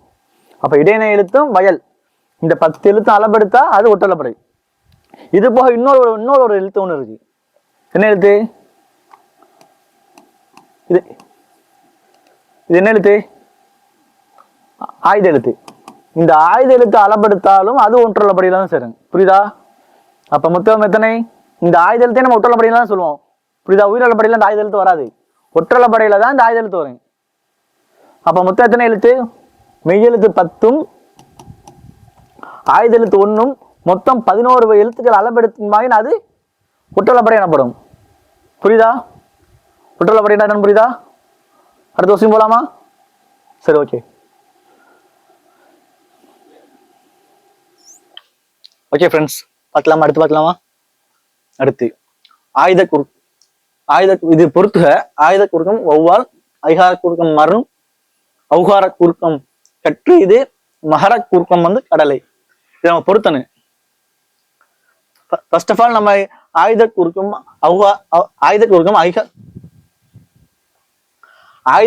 ஐகார குறுக்கம் ஔகார குறுக்கம் மகர குறுக்கம். இப்படின்னா என்ன? ஃபர்ஸ்ட் ஆஃப் ஆல் குறுக்கம்டா என்ன? இப்ப நம்ம அளபடைனா பார்த்தோம். தன்னுடைய மாத்திரை அளவிலிருந்து நீடித்து ஒழிக்குமாயின் அது அளபடை எனப்படும். அதே மாதிரி தன்னுடைய மாத்திரை அளவில் இருந்து குறைந்து ஒழிக்குமாயின் அது குறுக்கம் எனப்படும். புரியுதா? தன்னுடைய மாத்திரை அளவில் இருந்து நீடித்து ஒழித்தால் அது அளபடை. தன்னுடைய மாத்திரை அளவில் இருந்து குறைந்து ஒழித்தால் அது குறுக்கம். புரியுதா? இப்ப மொத்தம் 4 வகையான குறுக்கங்கள் இருக்கு. என்ன? ஆயுதம், ஐகாரம், ஔகாரம், மகரம். புரியுதா? இப்ப நம்ம ஓனா பார்க்கலாமா? புரியுதா இது வரைக்கும்? சரி, ஓகே. ஃபர்ஸ்ட் ஆஃப் ஆல் ஐகார குறுக்கம்னா என்னன்னு பார்ப்போம். அடுத்து நம்ம அவுகாரம் மகாரம் ஆயுதம் வந்து நம்ம லாஸ்டா பார்ப்போம். ஓகேவா? பார்க்கலாம்ல. ஐகாரம் குறுக்கம்னா என்ன? ஐகாரம்னா என்ன எழுத்து? ஐங்கிற இந்த ஐங்கிற எழுத்தை தான் நம்ம ஐகாரம் சொல்றோம். புரியுதா?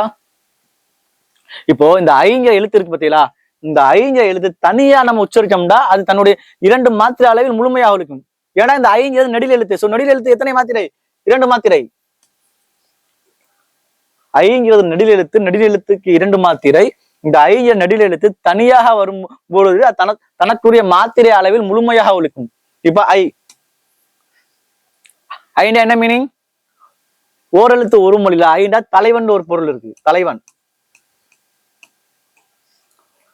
அடுத்து பையன் என்ன மீனிங்? கட்டப்பை வச்சிருக்கும் அதுவா? அந்த பை இல்ல. பையன்டா தமிழ்ல வந்து இளமைன்ற ஒரு மீனிங் இருக்கு. இளமை. அடுத்து கை. இன்னும் எக்ஸாம்பிள் நம்ம சொல்லிக்கிட்டே போலாம். இப்படி பை, கை, ஐ இந்த மாதிரி தனியாக ஒரு ஐகார எழுத்து வந்தா தனக்குரிய மாத்திரை அளவில் முழுமையாக ஒலிக்குது. அப்படி ஒழிச்சுச்சுன்னா அது ஐகார குறுக்கம், தன்னுடைய மாத்திரை அளவில் முழுமையாக ஒலிக்குது. இது இல்லாம இப்போ இந்த ஐங்கிற எழுத்து இருக்கு பார்த்தீங்களா, இந்த ஐங்கிற எழுத்து ஒரு சொல்லோட முதலிலோ இடையிலோ இறுதியிலோ வந்தா தனக்குரிய 2 மாத்திரை அளவில் முழுமையாக ஒலிக்காது. புரியுதா? தனக்குரிய 2 மாத்திரை அளவு முழுமையாக ஒலிக்காமல் தன்னுடைய மாத்திரை அளவிலிருந்து குறுகி ஒலிக்கும். இது ஐகார குறுக்கம் எனப்படும். புரியுதா? ஃபர்ஸ்ட் தமிழ் ஐவர்,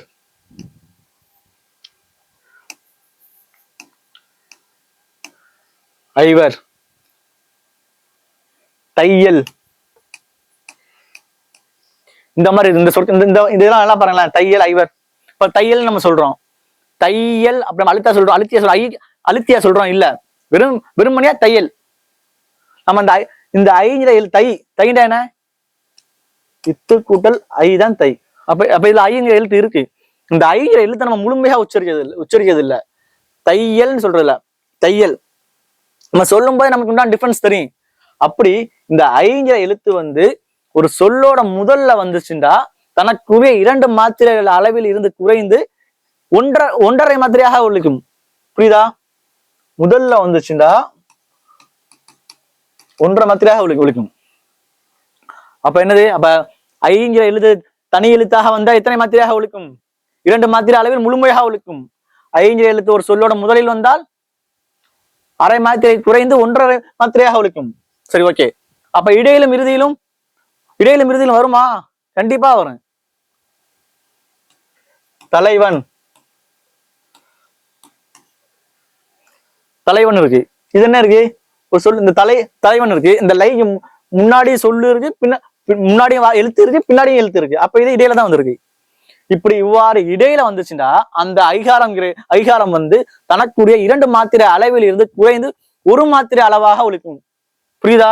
இப்ப நீங்க சொல்லி பாருங்க, தலைவன் நம்ம சொல்றோம், அப்படியே சொல்றோம் இல்ல, தலைவன். இப்படி நம்ம ஸ்டார்ட் பண்ணி தான் சொல்றோம். இவ்வாறு ஒரு ஐகார எழுத்து வந்து ஒரு சொல்லின் இடையில் வந்தால் தனக்குரிய 2 மாத்திரை அளவில் முழுமையாக ஒலிக்காமல் குறைந்து 1 மாத்திரை அளவாக ஒலிக்கும். புரியுதா? அடுத்து சொல்லோட இறுதியில வருமா? வரும், கண்டிப்பா வரும். எக்ஸாம்பிள் பாருங்க,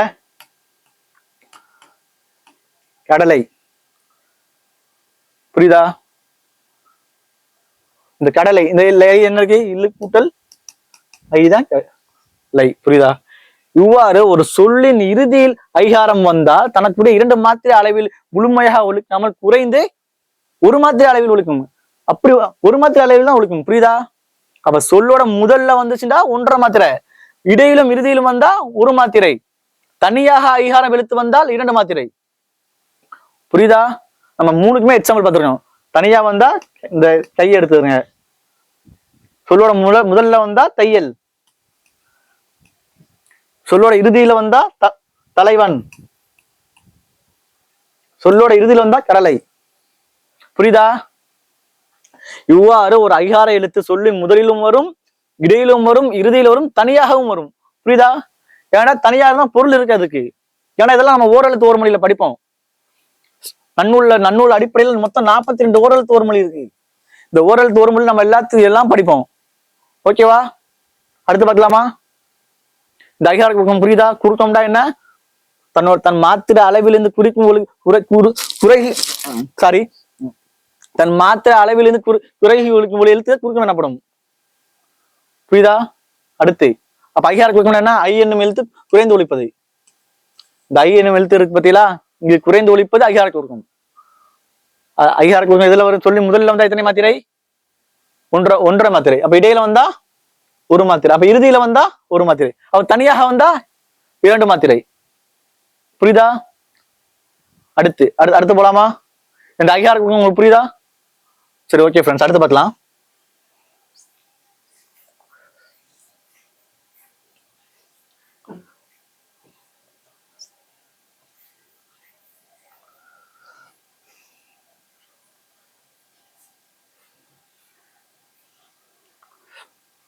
அடுத்து அவுகார குறுக்கம். அவுகாரம்டா என்ன? அவுகாரம்டா இந்த அவங்க எழுத்து இருக்கு பத்தியா,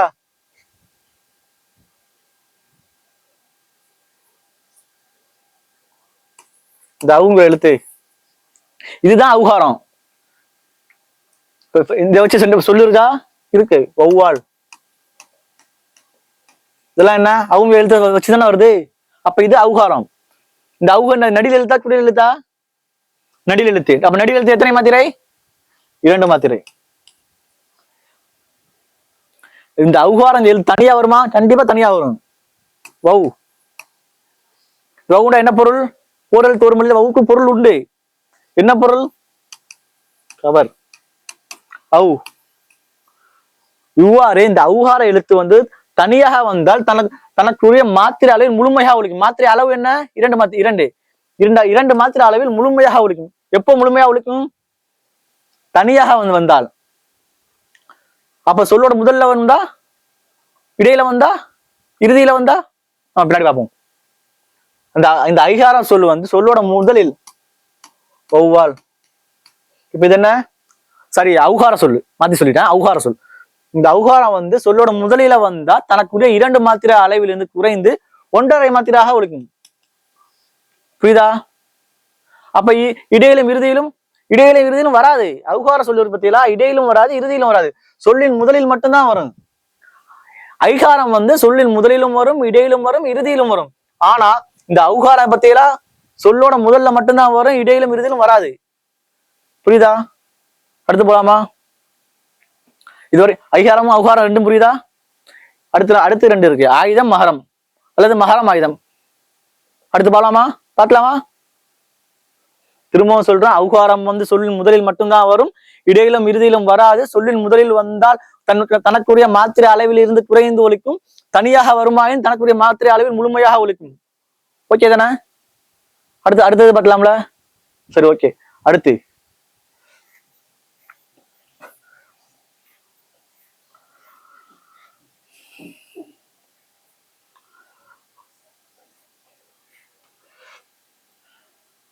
அடுத்து மகர குறுக்கம். மகரம்டா என்ன? மகர குறுக்கம் என்ன? இம்மு. இந்த மகர மெய்யெழுத்திற்கு பத்தியா, இது இந்த மகர மெய்யெழுத்து தனக்குரிய மாத்திரை அளவிலிருந்து குறைந்து ஒழித்துனா இது மகர குறுக்கம். புரியுதா? இது எல்லா இடத்துலயும் வருமா? இல்ல, இது ஒரு 2 இடத்துல தான் வரும். இதுவும் செய்யுள்ல மட்டும்தான் வரும். இந்த குறுக்கங்கள் எல்லாமே நம்ம செய்யுள்ல மட்டும்தான் படிப்போம். நம்ம இப்ப நடைமுறையிலேயே இப்ப பேச்சு வழக்கு இதெல்லாம் இல்ல, செய்யுள்ல இருக்கு. அதனால நம்ம படிச்சுதான் ஆகணும். ஓகேவா? மகரம். இப்ப பாருங்களேன். போலும் மருளும்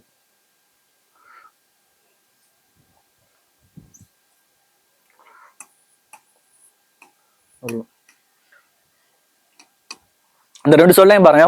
போலும் மருளும். இது நார்மலா சொல்றது. போலும் மருளும் நம்ம நார்மலா சொல்றோம். ஆனா இதுல செய்யுள்ல ஓசை நயத்துக்காக இதை நம்ம எப்படி யூஸ் பண்ணுவோம்டா, போன்னு சொல்லுவோம்.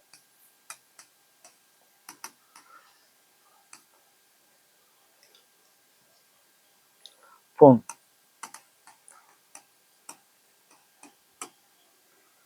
இந்த போலும் நம்ம ஓசை நயத்துக்காக போன் சொல்லுவோம். இந்த மருளும் வந்து ஓசை நயத்துக்கா மருன்னு சொல்றோம். புரியுதா? இது செய்யுள் இப்படிதான் நம்ம பயன்படுத்துறோம், நம்ம பயன்படுத்தலாம், பயன்படுத்திருக்காக. ஓகேவா? இவ்வாறு நகரத்தை அடுத்து மகர மெய்யானது வந்தால் தனக்குரிய மாத்திரை அளவில் இருந்து குறைந்து ஒழிக்கும்.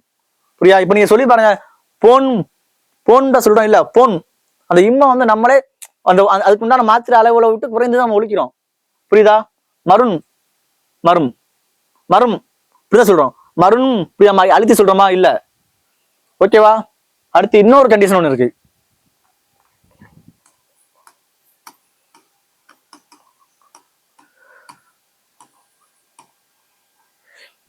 இதை பாருங்க. இப்ப நம்ம பிரிச்சு எழுதுறது நம்மளுக்கு தெரியும். இது என்ன? வரும், இது வளவன். இதை நம்ம நிலைமொழின்னு சொல்லுவோம், இதை வருமொழின்னு சொல்லுவோம். ஏன்னா இந்த வருமொழி தான் வந்து ஜாயிண்ட் ஆகுது, அதனால இது வருமொழி. புரியுதா? இவ்வாறு நிலைமொழியில் இறுதியில் மகரமை இருந்து வருமொழி முதலில் வகர எழுத்துனா என்ன? வா. இந்த வகர எழுத்து வந்தால் இந்த மகரமையானது தனக்குரிய தனக்குரிய அரை மாத்திரை அளவில் இருந்து குறைந்து கால் மாத்திரை அளவாக ஒழிக்கும். இப்ப நீங்களே சொல்லி பாருங்களேன். வரும் வளவன் அப்படிதான் சொல்றான். வரும் வளவன் அப்படின்னு சொல்றோம். வரும் வளவன் அப்படின்னு சொல்றோம்ல, வரும் வளவன், அவ்வளவுதான். இந்த மாதிரி இவ்வாறு நிலைமொழியில் ஈட்டிலும் மகரமை இருந்து வருமொழி முதலில் வகர எழுத்து வந்தால் தனக்குரிய அரை மாத்திரை அளவில் இருந்து குறைந்து ஒழிக்கும் என்னது? மகரமை. புரியுதா? இப்ப மகரமை வந்து எந்தெந்த இடத்துல? 2 எழுத்துல. ஒண்ணு இது போன் மருளும். இன்னொன்னு நிலைமொழியோட ஈட்டுல மகரமை இருந்து வருமொழியோட முதலில் வகர எழுத்து இருந்தால் தனக்குரிய 2 மாத்திரை அளவில் இருந்து குறைந்து ஒழிக்கும். இதுதான். புரியுதுல? அப்ப மகரமை வச்சு நார்மலா எத்தனை மாத்திரை? அரை மாத்திரை. குறைந்து ஒழித்தால் எத்தனை மாத்திரை? அரை மாத்திரை. குறைந்தவா கால் மாத்திரை. ஓகேவா? அப்ப ஐகார எழுத்துக்கு எத்தனை மாத்திரை? ஐகாரம் தனியா இருந்தா எத்தனை மாத்திரை? ஐகாரம் நெடிலா குறிலா நெடில். அப்ப ஐகாரத்துக்கு எத்தனை மாத்திரை? 2 மாத்திரை. சொல்லோட முதல்ல வந்தா 1.5 மாத்திரை. சொல்லோட இறுதியிலும் இடையிலும் வந்தா 1 மாத்திரை. புரியுதா? அடுத்து அவுகாரத்தை எத்தனை மாத்திரை? 2 மாத்திரை. சொல்லோட முதல்ல வந்தா 1.5 மாத்திரை. அவுகாரம் தனித்து வருமா? தனித்து வரும். தனித்து வந்தால் எத்தனை மாத்திரை? 2 மாத்திரை. அவுகாரம் சொல்லோட இடையிலும் இறுதியிலும் வருமா? வராது. அப்போ சொல்லோட இடையிலும் இறுதியிலும் அவுகாரம் வருமா? வராது. ஓகே தானே? மரம் பாத்துறோம். மகரமைக்கு எத்தனை மாத்திரை? அரை மாத்திரை. குறைந்து ஒழித்தா எத்தனை மாத்திரை குறைந்து ஒழிக்கும்? கால் மாத்திரை குறைந்து ஒழிக்கும். ஓகே தானே? அடுத்து பார்க்கலாம்ல. அடுத்து ஆயுத குறுக்கும்.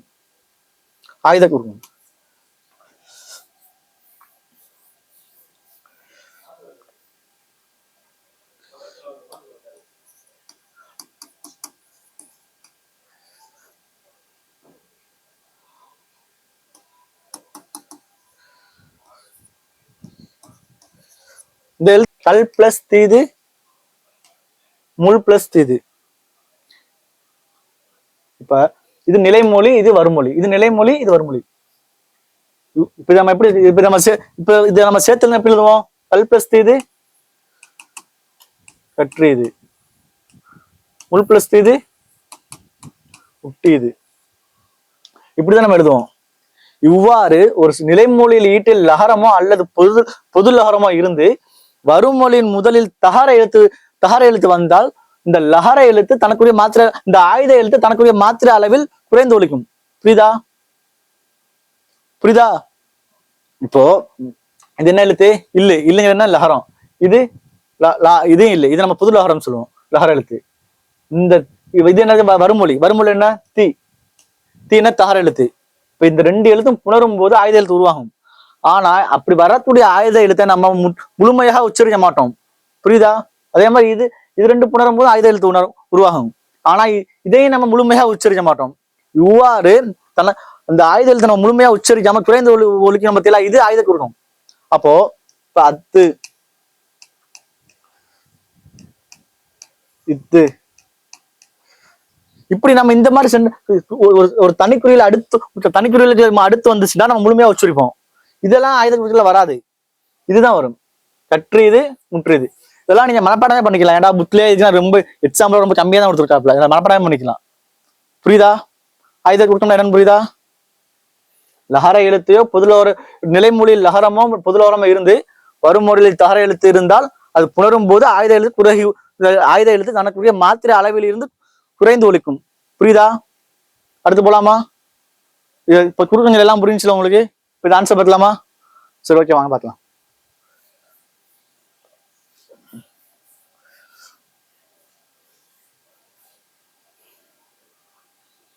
பாருங்க, இப்ப ஆயுத குறுக்கம் என்ன? கற்றது. ஐகார குறுக்கம் கடலை. அப்ப ஐ என்ன வந்திருக்கு? சொல்லோட இறுதியில வந்திருக்கு. அப்ப மாத்திரை 2 மாத்திரை குறைந்து எவ்வாறு எத்தனை மாத்திரை அளவாக குறைந்து ஒழிக்கும்? 1 மாத்திரை அளவாக ஒழிக்கும். ஓகே. அவுகாரம் குறுக்கம். அவு என்ன? வௌவால். அவு எதுல? அவு சொல்லோட முதலில் மட்டும் அவுகார குறுக்கம் சொல்லோட முதலில மட்டும்தான் வரும். அப்ப 2 மாத்திரை அளவு குறைந்து எவ்வாறு ஒழிக்கும்? 1 மாத்திரை அளவாக ஒழிக்கும். ஓகே. அடுத்து மகர குறுக்கம். மருண். நான் சொன்னலாம் வரும். அப்ப இது என்ன? இந்த மகரம் மெய்யானது தனக்குரிய அரை மாத்திரை அளவிலிருந்து குறைந்து எவ்வாறு ஒழிக்கும்? 4 மாத்திரை அளவாக ஒழிக்கும். புரியுதா? அடுத்த விஷயம் போலாமா? இப்ப பார்த்த வரைக்கும் புரியுதுல? சரி, ஓகே, அடுத்து போலாம்.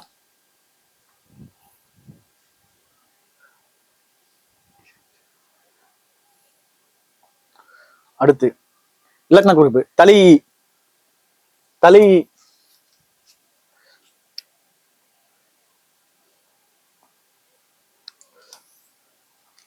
இலக்கண குறிப்பு என்ன பாருங்க. ஈன்னு முடிஞ்சா நான் என்ன சொன்னேன்? சொல்லி செயலப்படை. அப்ப ஆண்டு முடிஞ்சா ஆ அல்லது ஓ செய்தி செயலப்படை. ஊண்டு முடிஞ்சா இனி செயலப்படை. இந்த ஈரேட்ட எதிர்மறை பெயர் சம்பந்தம் நம்ம இந்த டாபிக் வரும்போது நம்ம பார்க்கலாம். ஓகேவா? இப்ப இந்த அளபடை மட்டும் எழுத்துக்கள் உண்டானது மட்டும் நம்ம பார்ப்போம். அப்ப இது ஆன்சர் என்ன? தலி. என்ன ஆன்சர்? சொல்லி செயலப்படை. முன்னாடியே நான் எல்லாம் டீட்டெயிலா நான் எக்ஸ்பிளைன் பண்ணிட்டேன். ஓகே தானே? அடுத்த கொஸ்டின் போலாம்ல? சரி, ஓகே.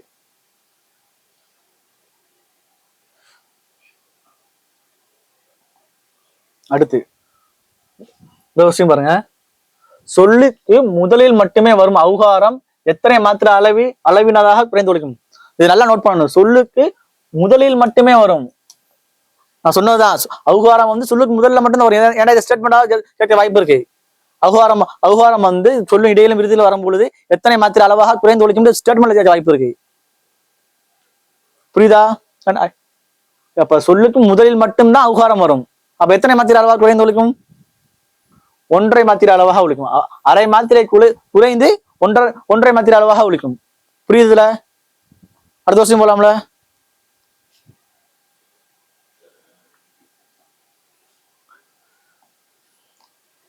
அடுத்து இந்த குற்றியல்கள் நம்ம பாத்துறோம். பாருங்க, நெடில் தொடர் குற்றியல். நெடில் தொடர்னா என்ன? தனி நடிலே ஒரு குற்றியல் குறை எழுத்துக்கு முன்னால் எழுத்து தனி நடிலாக இருக்குமாயின் அது தனி நெடில் தொடர் குற்றியல் எனப்படும். அப்ப இது என்னது? ஆன்சர் என்ன? ஆடு. பாருங்க, ஆடு, காடு, காது. ஓகே, புரியுதா? அடுத்து வன்தொடர் குற்றியல் வரும். வன்தொடர் குற்றியல் என்ன? ஒரு குற்றியல்களை எழுத்துக்கு முன்னால் உள்ள எழுத்து வல்லின எழுத்தாக இருக்குமாயின் அது வன்தொடர் குற்றியல்கள் எனப்படும். இப்ப வல்லின எழுத்து என்ன? வன்தொடர் பாக்கு உப்பு. ஓகே தானே? உயிர் தொடர்ந்தா ஒரு குற்றியல்களை எழுத்துக்கு முன்னால் உள்ள எழுத்து உயிர் எழுத்தாக இருக்கும். என்ன ஆன்சரு? அழகு அரபு. மென் தொடர்ந்தா ஒரு குற்றியல்களை எழுத்துக்கு முன்னால் உள்ள எழுத்து மென் எழுத்தாக இருக்கும், வெள்ளின எழுத்தாக இருக்கும். ஓகே தானே? அடுத்து போலாம்ல? சரி, ஓகே. அடுத்த விஷயம் பாருங்க.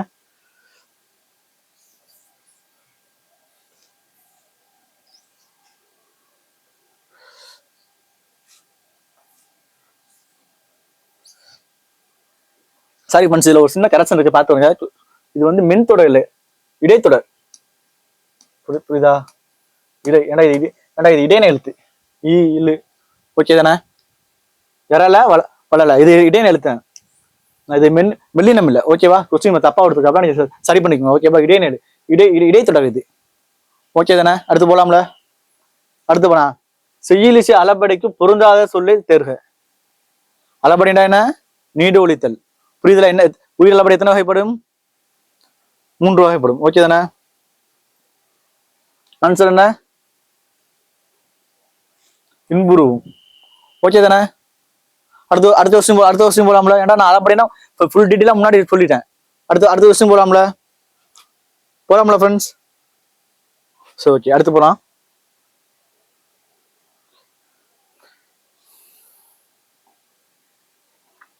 அடுத்த வருஷம் பாருங்க. குற்றியல் ஒரு அடிப்படையில் பொருந்தாத சொல்லுது. இதெல்லாம் நம்ம பார்த்துட்டோம். என்னது பசு என்ன? முற்றியல் உர சொல் பசு. அப்ப சார்பு என்ன? குற்றியல் உரம். பசு குற்றியல் உரம். ஓகே தானே? இதெல்லாம் நம்ம பார்த்துட்டோம்.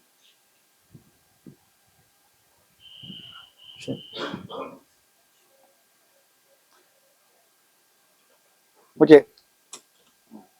ஓகே ஃப்ரெண்ட்ஸ், இதான் பாருங்க அளபடை. செயலி அளபடை என்ன? செயலி அளபடைண்டா என்ன? ஆ சவுண்ட் வந்தா செயலி அளபடை. அப்ப இது என்னது ஆன்சர்? செயலி அளபடை. இன்னி அளபடைண்டா ஊ வந்தா இன்னி அளபடை. சொல்லி அளபடைண்டா இ வரண செய். ஓகே, அப்ப ஒற்றளபடைண்டா ஒட்டெழுத்து அளபெடுத்தால் அது ஒற்றளபடை. அப்ப ஒற்றளபடை என்ன ஆன்சர்? வெங்கிறைவன். ஓகே தானே? இதெல்லாம் ஏன் நான் இப்ப ஸ்பீடா போறேன்டா, முன்னாடியே நான் எல்லாத்தையும் எக்ஸ்பிளைன் பண்ணிட்டேன். அதனால நான் கொஞ்சம் ஸ்பீடா போறேன். ஓகே தானே? அடுத்து போலாம்ல.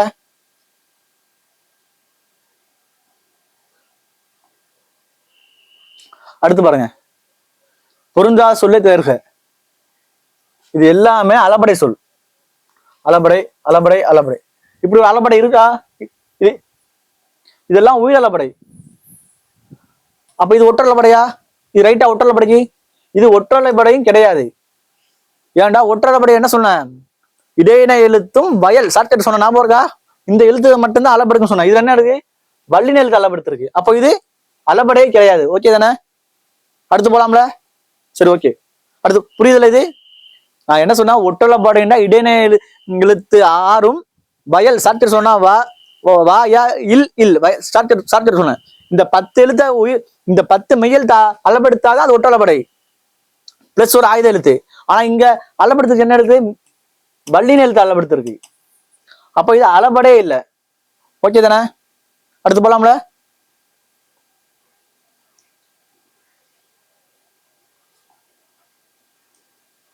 இத பாருங்க, இந்த சொல்லலாம் ரொம்ப ஈஸி தான். பொருந்தா சொல்ல கண்டறிக. உயிரெழுத்து உயிர்மை ஆயுதம் உயிரளபடை. அப்ப இதுல என்ன ஆன்சர்? என்ன நீங்களே சொல்லிடலாம். ஆன்சர் என்ன இதுக்கு? உயிரெழுத்து. ஏண்டா உயிரெழுத்து எல்லாம் முதல் எழுத்து, உயிர்மை ஆயுதம் உயிரளபடை எல்லாம் சார்பு எழுத்து. இது ஈஸி. அடுத்த கொஸ்டின் பாருங்க, முற்றியலுகரம் பொருந்தா சொல்ல கண்டறிக. முற்றியலுகரம் என்ன சொன்ன? தனிக்குறியிலே அடுத்து வரும் குசுடு எழுத்துக்கள். இதெல்லாம் பாருங்க, இது தனிக்குறியில் அடுத்து, இது தனிக்குறியில், இது தனிக்குறியிலா? இது தனி நெடில். இது நெடில் தொடர் குற்றியலுகரம். இது தனிக்குறியில். அப்ப ஆன்சர் என்ன? முற்றியலுகரம் அல்லாத சொல்லை தேர்வு செய்க. ஆன்சர் என்ன? 6 வந்து குற்றியலுகரம். அடுத்து போலாம்ல.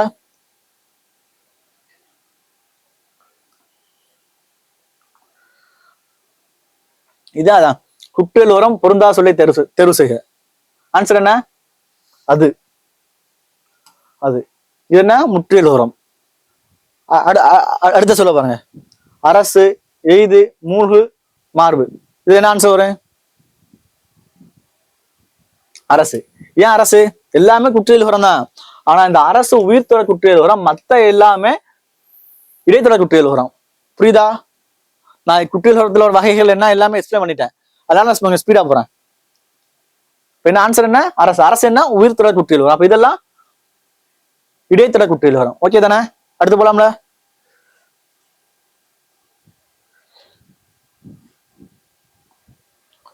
ஓகே ஸ்டூடெண்ட்ஸ், இன்னைக்கு நம்ம முதலெழுத்தை பத்தி பார்த்திருக்கோம். முதலெழுத்துல எப்படி எல்லாம் கொஸ்டின் கேட்டிருக்காங்க, எதுக்கு இம்பார்ட்டன்ஸ் கொடுத்து கொஸ்டின் கேட்டிருக்காங்க நான் பார்த்திருக்கேன். இதை வச்சு உங்களுக்கு ஒரு கிளாரிட்டி இருந்தது. இப்ப எழுத்துக்களை பத்தி பார்த்திருக்கோம். அந்த எழுத்துக்கள்ல எப்படி எல்லாம் கொஸ்டின் கேட்டிருக்காங்க, எந்த எழுத்துக்கு அதிக இம்பார்ட்டன்ஸ் கொடுத்து கொஸ்டின் கேட்டிருக்காங்க நம்ம பார்த்திருக்கோம். ஃபார் எக்ஸாம்பிள் சொல்லணும்னா, முதல் எழுத்தை கம்பேர் பண்ணும்போது சார்பெழுத்துக்கு அதிக இம்பார்ட்டன்ஸ் கொடுத்துருக்காங்க. இந்த சார்பெழுத்துல எதுக்கு அதிகமா இம்பார்ட்டன்ஸ் கொடுத்துருக்காங்க?